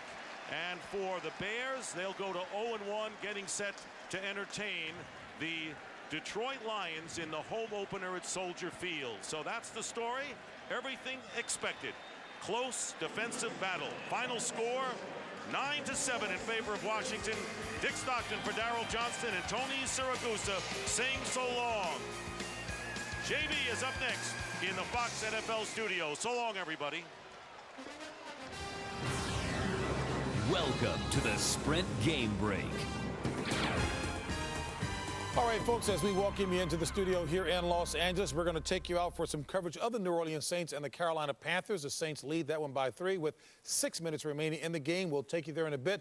Well, let's get you caught up on what took place there, TB. Saints coming out in Carolina. Look at the fans there, JB. Standing ovation, welcome the Saints to their stadium. New Orleans, you are in our prayers. Duke McAllister, after a 15-play, 80-yard drive, off-tackle touchdown. Saints are up by 7. Then you see Chris Jenkins, injured last year, injured early in this football game. Then DeLong back, looking down the sideline. Ball picked off by the Saints. Opportunistic Saints defense in this football game. 20-17 as it is, JB, as we stand right now with 6:11 remaining in the fourth quarter. Saints on top of Carolina. All right, TB, all on top of it. Hey, folks, time now for your chance to vote on the Sprint Game Breakers from the early games today. Is it Deuce McAllister's 2-touchdown performance? What about the Jaguars' Jimmy Smith with more than 100 yards and 2 touches? The Steelers' Willie Parker at running back filling in for the bus nicely with 161 yards rushing and a touchdown. Or the Buccaneers' rookie tight end Alex Smith, who had 2 touchdowns on the day as well. Go to foxsports.com and type in the keyword Sprint and vote on the Sprint Game Breakers poll. Votes will be tallied and updated during the late games right here on foxsports.com. All right, folks, as Terry Bradshaw brought you up to date on the highlights there, you're up to speed as we take you out to the game. All of America watching to see how the New Orleans Saints are performing. Let's take you to the announcers out there. Ron Pitts, Tim Ryan, and Pam Oliver. We've seen guys move on that before. Right now, we'd like to welcome all of those watching the Chicago Bear Washington Redskin game. That one was a final. The Redskins win by 2. And this one here, it's been all about the New Orleans Saints. They jumped out to a quick 14-7 lead. A lot of turnovers on the Carolina Panthers' part, and a lot of big plays by the New Orleans Saints.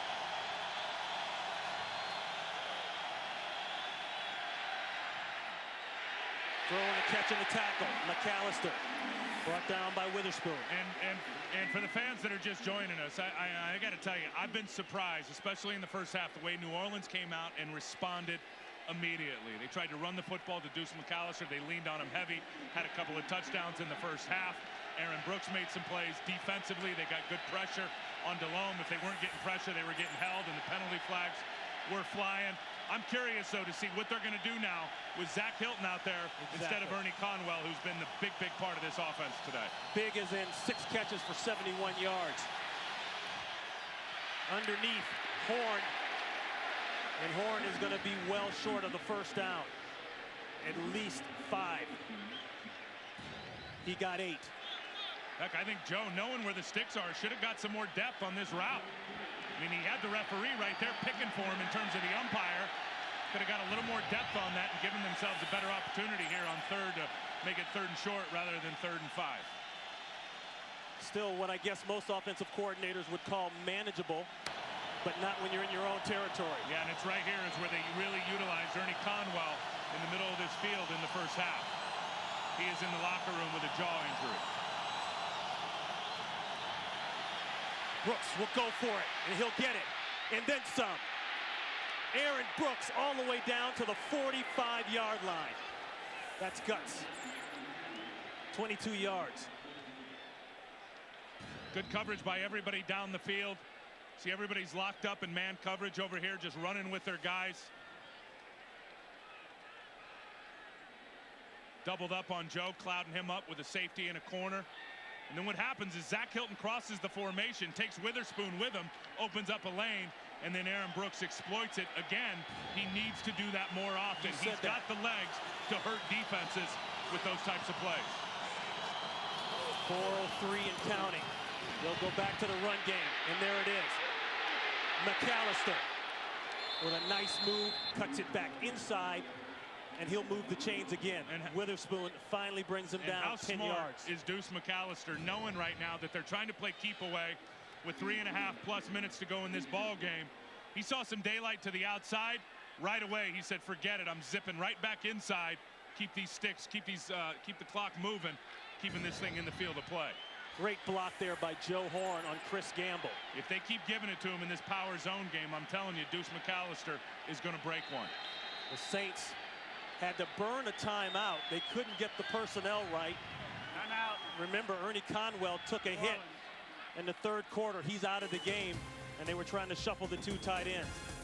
It's getting down close to it. Hey, Sean, thanks for inviting us to your daughter's party. Fellas. Easy one. You got the signal right up here on the seat. All right, you want some cake? Fox NFL Sunday next week in HD, noon Eastern, 9 Pacific. 3:19 left to play. You see what they're doing there. Aaron Brooks looking at that wristband. That's part of the new offense now under Mike Shepard, is they're giving the quarterback a wristband that has all the plays on it. And you can see it right there. For example, they'll tell Aaron on the sideline, play number 7. He can look down and he can see exactly what that play is with all the shortened terminology with the new offensive coordinator. More of a simplistic approach for Aaron Brooks in this offense. In other words, they just got back to doing what they do best, which is run the ball and set it up on play action. It's where this group for Carolina has got to come through now, being stronger at the point of attack with their front 4 in this run game. Well, it's smash mouth time. They've got the 2 tight ends in there. And Deuce will work on the clock and force Carolina to think about burning timeouts, and they just did right there. There goes one. Injury report on Ernie Conwell, Saints tight end. Possible concussion, displacement of the jaw. He took a hit by Marlon McCree, a hit that was flagged.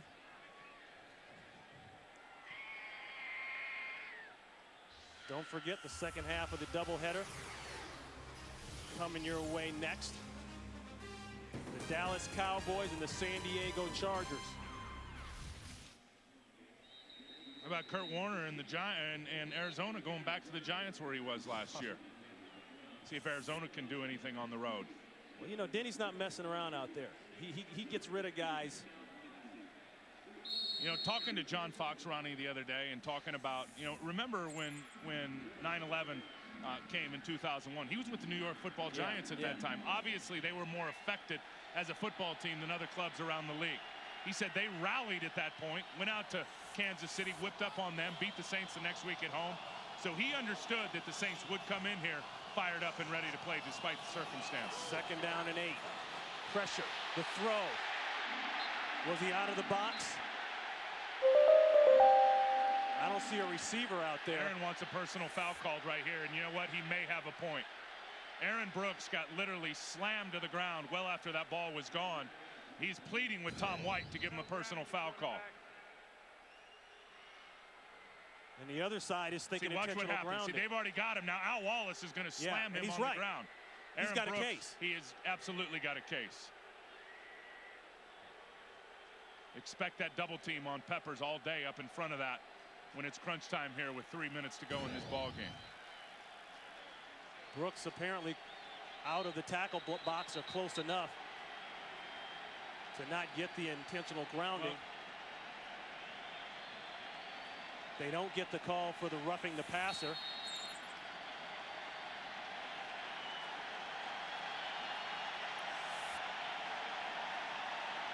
Third down and 8. One timeout left for Carolina and a chance to get off the field here and put the ball back into the hands of their offense. Maybe Azakim is the wild card here on third down.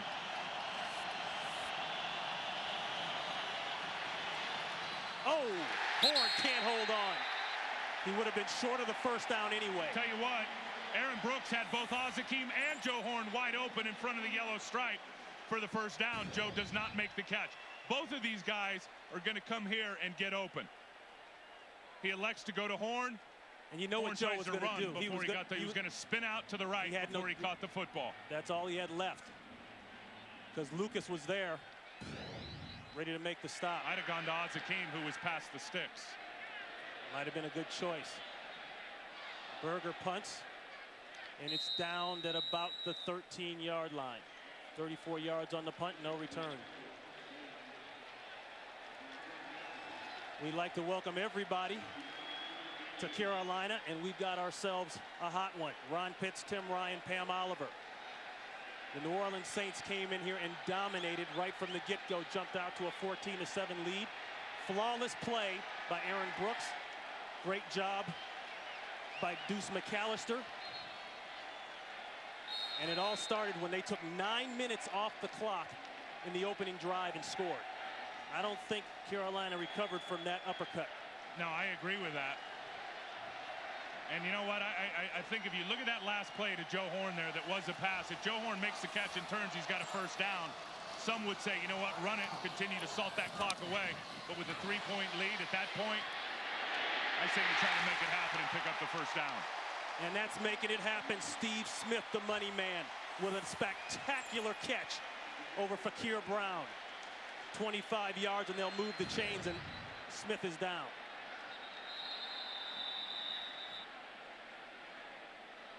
Look at him go up and get that at his highest point.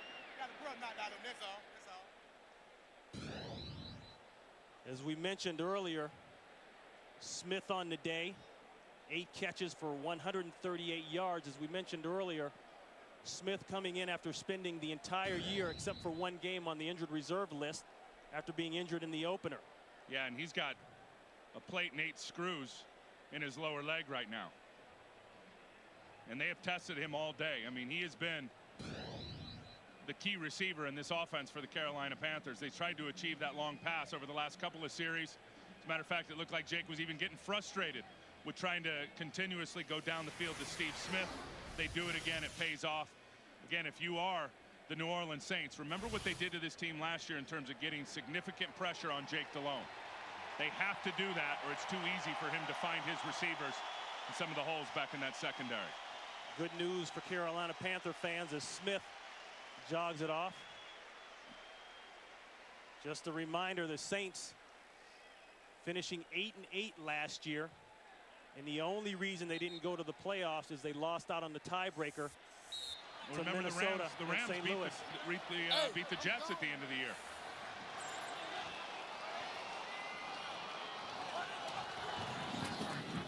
First and 10 for Delhomme. Passes it outside, and that's incomplete, intended for Carl Hankton. And as we've said, the action got going very quick for the New Orleans Saints. A nice drive. That was at the end of a 9-minute and some change drive. And they've been able to run Deuce McAllister in the middle all day. There's the big touchdown by Steve Smith. 2nd and 10, and flags go down. Jason Kraft covering on Kiri Colbert. Flags everywhere on the back end of this defense. And the Saints are arguing that that was not a catchable ball. I didn't see the ref, the side judge, put his hand on top of his hat. That was catchable. And that's the sign that shows that it's Pass uncatchable. interference. Number 21, defense, first down. He's in the slot man coverage on Kiri Colbert. Yep, it's just that touch on the back right there when the ball's in the air. Timmy, it's clear, Ron, that this is a point of emphasis. They are opening things up for the passing game and receivers. We saw this tone last year. They're continuing with it this year. Going deep to Smith, and they trip. Smith working on McKenzie. And Smith was able to get McKenzie earlier in the game, but since that time, there's been no love on that right side. Well, the only reason he had McKenzie earlier in the game is because McKenzie went for the ball rather than the tackle. He is locked down for the most part and been able to run with Steve Smith all day long. And that is incidental contact. Their feet get tangled up. You know why? Both of them are looking at the football. But did you see that jam he got at the line of scrimmage? Absolutely. It all starts there. It takes time away from the route. And it throws the timing off of the quarterback, and McKenzie will tell you that. He feels more comfortable if he can get his hands on those guys. He's a pure bump and run corner. 2nd and 10. The flip out to Goings off the tip. And Goings piles his way through for the first down. 11 yards for Nick Goings. And that will bring us to the 2-minute warning here in Carolina. 2-minute warning. A great finish setting up for the opener.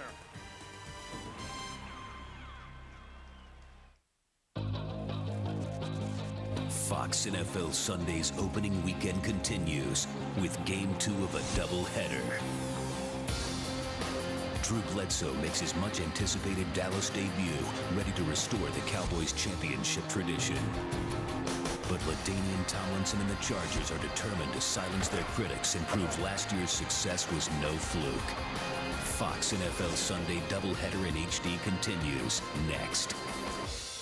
Desperate housewives have their secrets, but our husbands are letting it all hang out. I'm one of those guys who can't wait to get to work in the morning, like a dairy cow. Oh, yeah! We're steamier. I should never have sex before marriage? Right, or angels will kill you. Sexier. I would never touch another woman, except for maybe like at a strip club. And more desperate. Who's gonna watch the kids? You are! But I'm the father! The premieres of The Simpsons, The War at Home, Family Guy, and American Dad start tonight at 8, 7 Central. Fox season premiere Sunday. Fox tomorrow, it's the Prison Break 2-hour event. Getting through this wall is just the beginning. The danger is mounting. We're Nick now. I'm gonna gut you. The mystery is growing. Your fingerprints were all over the gun. It was planted. And the path to freedom is about to be exposed. The tattoos, there's a maze. Get away from me. You gotta show them to me. I said, get away from me. Prison Break, a special encore at 8, followed by an all-new episode at 9, tomorrow on Fox. Viewer discretion advised. Andrew Jones and the Braves take on Beltran and the Mets. Fox Saturday Baseball. This week, check local listings. John Casey, 9 career game winners. He's got a career-long field goal of 56 yards. He hit that back in '98 versus Green Bay. Last year, he hit a long of 54 versus guess who? The Saints. Yeah, and he's already in his range right here. I think if they were to not get another yard on offense, this would be a 52-yard try for John Casey. 1st and 10. There's a flip to Goings, and Goings is pushed out of bounds at about the 30-yard line. We'd like to welcome those of you watching the Seattle-Jacksonville game. How about the guy they're going to in crunch time right there, and Nick Goings? Huh? Huge first down that he just picked up. And then they kick it to him again. Of course, he's part of their 3rd down package and their hurry-up offense. And what they're running now, such a huge part of the season last year. Ron Pitts, Tim Ryan, Pam Oliver. 1 timeout left for Carolina as we are under the 2-minute warning. They are already in Casey's range, as we've already said. Now it's just a matter of how much more do you want, and centering the ball up either in the middle or, if he prefers, a hash. I think you got to get Casey a little bit closer. I mean, I know he's got the leg strength, but you got to get him something here. Either get yourself a first down and get more shots for your offense, or give Casey another 4 or 5 yards. I wouldn't take a shot at the end zone here. This will be 3rd and 5. They're going to take a shot somewhere down the middle of the field. And you were right, Tim Ryan. Intended for Ricky Prohl, covered by Mike McKenzie. And that'll bring on John Casey. Remember the Super Bowl year 2003 for Carolina? 32 of 38 on field goals. A great year. This one will be from 47 yards out for the tie.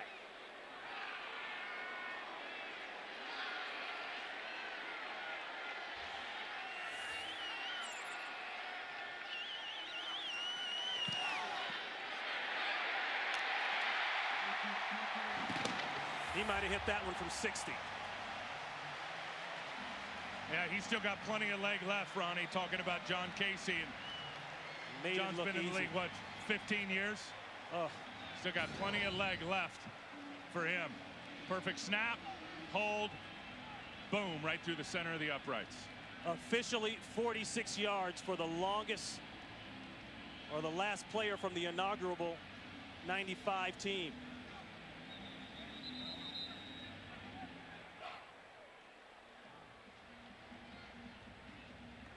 Now, I think right now, going into overtime, with the emotions and certainly with New Orleans and all the emotion coming into today, I think momentum right now is with the Carolina Panthers, to be honest with you, and I'll tell you why.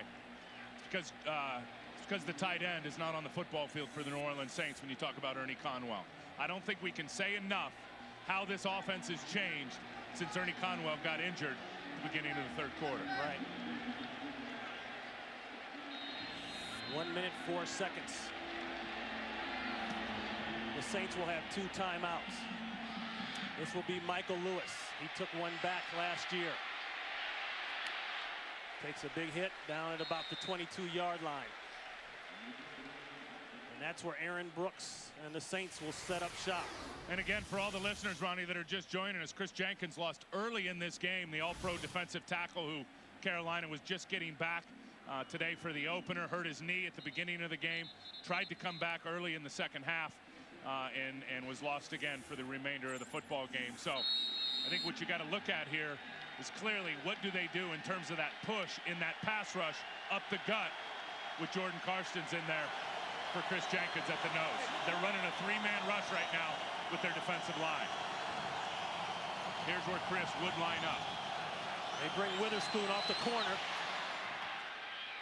Horn, he's got it at about the 30. And that'll be a first down. 45 seconds and counting. They got to work the edges, Ron.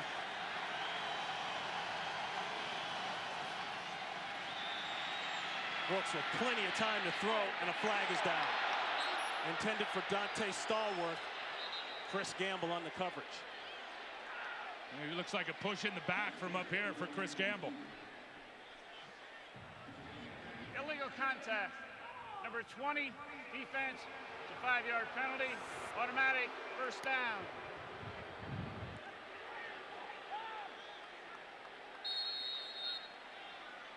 Ron Pitts, Tim Ryan, Pam Oliver. We'd like to welcome all of you watching the Tampa Bay, Minnesota game.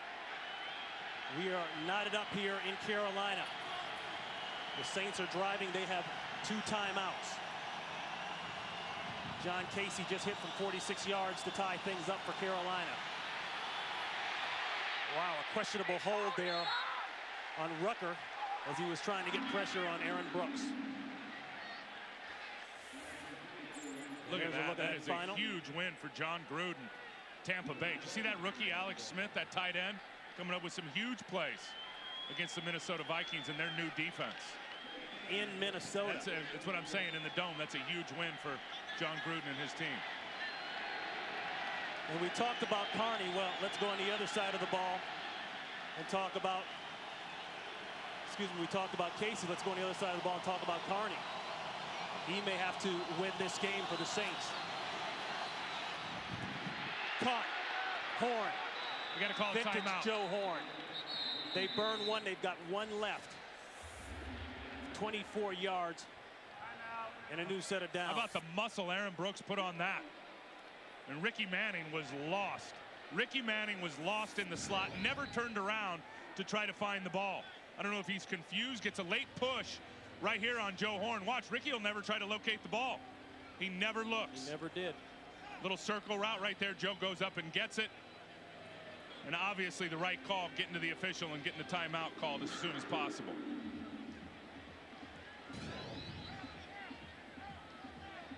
What a shot that was by Aaron Brooks. You can see that arm strength. I mean, he has got wicked arm strength off his back leg, just right down the pipe. Carney, 12 career game-winning field goals, 4 as a Saint in his 16th year out of Notre Dame. He's 41 years old, Ronnie. He's still got plenty of leg left, in my opinion, to get 150. You remember last year he beat the Rams in OT, hit a 31-yarder. He was very good throughout the year last year, 22 of 27. He's got a career long of 54. The out, complete to Dante Stallworth. And for those of you just checking in, the Saints got on board early with a nice run by Deuce McAllister after a long drive using 9 minutes on the clock.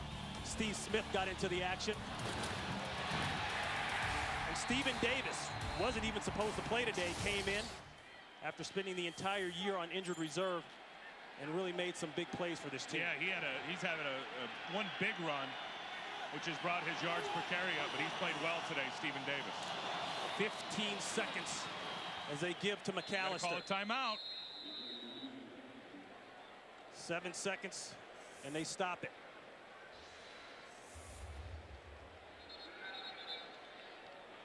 And they bring on John Carney. And Tim, with how much all pressure the do you stuff think is on Carney right now, thinking about what's riding on this in terms of a victory for this team and what it'll mean to this team and to all the folks back home and all the folks that are New Orleans Saints football fans? Words can't even describe it. If you're a 1-year, 2-year, 3-year veteran, you want no part of this right now as a kicker. That's right. That's right.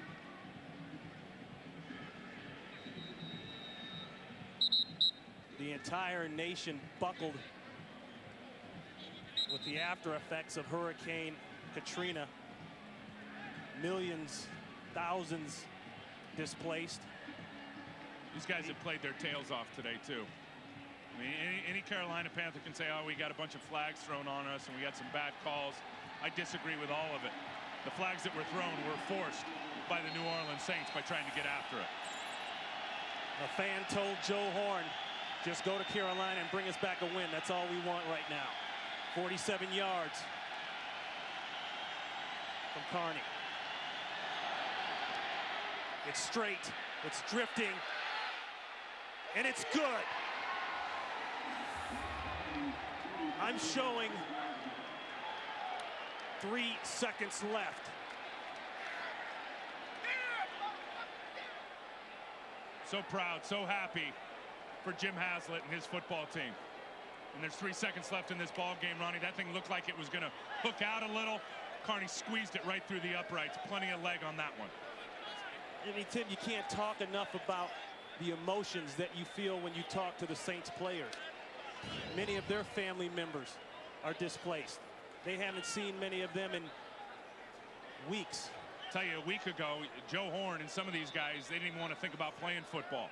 And then they go to the Astrodome, they go to the shelters, they visit with these folks that are enduring everything that they're enduring.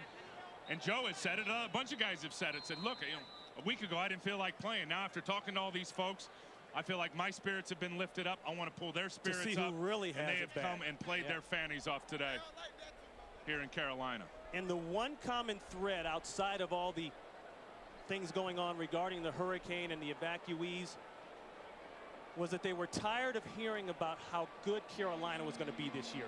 The Super Bowl pick. Look at Haz. What did Haz tell us yesterday? The last thing leaving that production meeting, we had a very, very good meeting with him. He laid it all out on the line, was very candid with us. The last thing he says walking out, I said, Jim, you going to be all right? Last thing he says, fellas, we're going to win this game. That's what he said. He had confidence in his football team despite the circumstances to come through. 3 seconds left for Carolina to do something. Steve Smith, they'll try some trickery. And this usually doesn't work.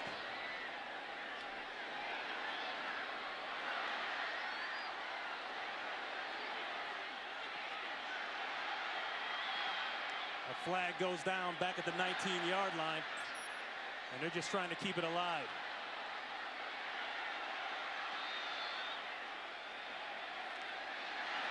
Unbelievable. This is almost comedy. And for what it's worth, there was a penalty flag on the play. For what it's worth. But what this team has gone through. We have a block in the back on the last play, number 86 on the receiving team. That penalty is declined. The game is over. With what this team and their state and their city has gone through, pale in comparison. Pale in comparison, but hopefully, Ronnie, what this team was able to do today was come lift the spirits of their football fans and give them a little hope for the upcoming football season and to entertain them a little bit. And I'm sure they have over the last 3 hours. Today's promotional consideration provided by for Tim Ryan, Pam Oliver, and Ron Pitts. So long from Charlotte. The final, New Orleans 23, the Panthers 20. So long, everybody.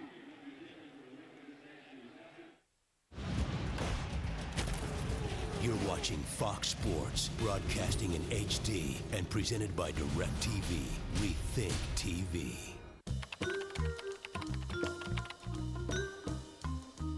The Southwest Shortcut, the fastest way to our lowest online fares, only at southwest.com.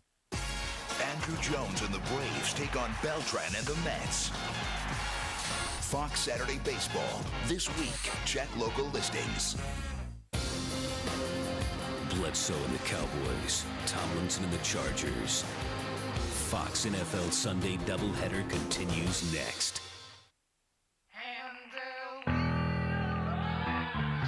The wheel goes round and round, we keep it moving, and it don't slow down.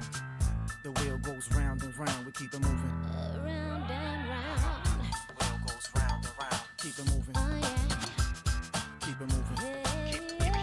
Keep it moving. The wheel goes round and round, round and round, goes round and round.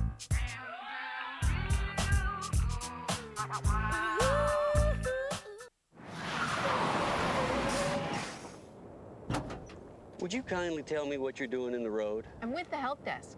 You're lost. You're headed to Fresno. Fresno, right. This is the road to Albuquerque. How'd you know we were lost? The boxes told me. The boxes? RFID radio tags on the cargo. Helps track shipments. The boxes knew we were lost. Maybe the boxes should drive. Very funny.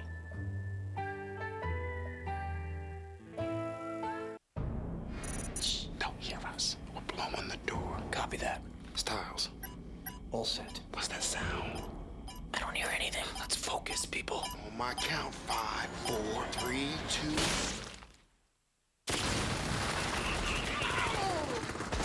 What the hell was that noise? Damn it! Styles? I'm gonna kick your skinny white. Tom Clancy's Rainbow Six Lockdown. Rated M for mature.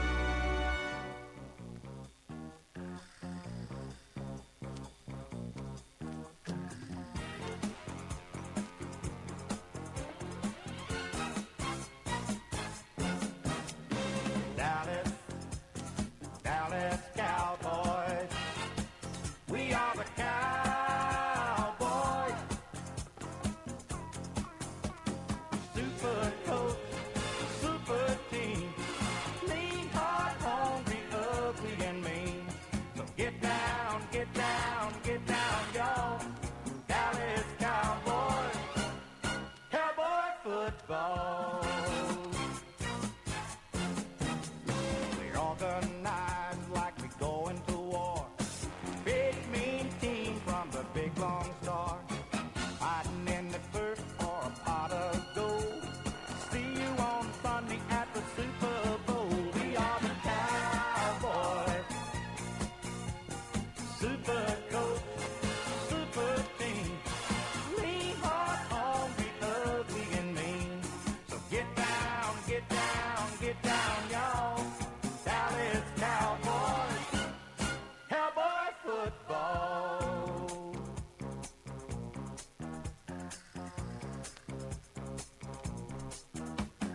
We got the staff and the super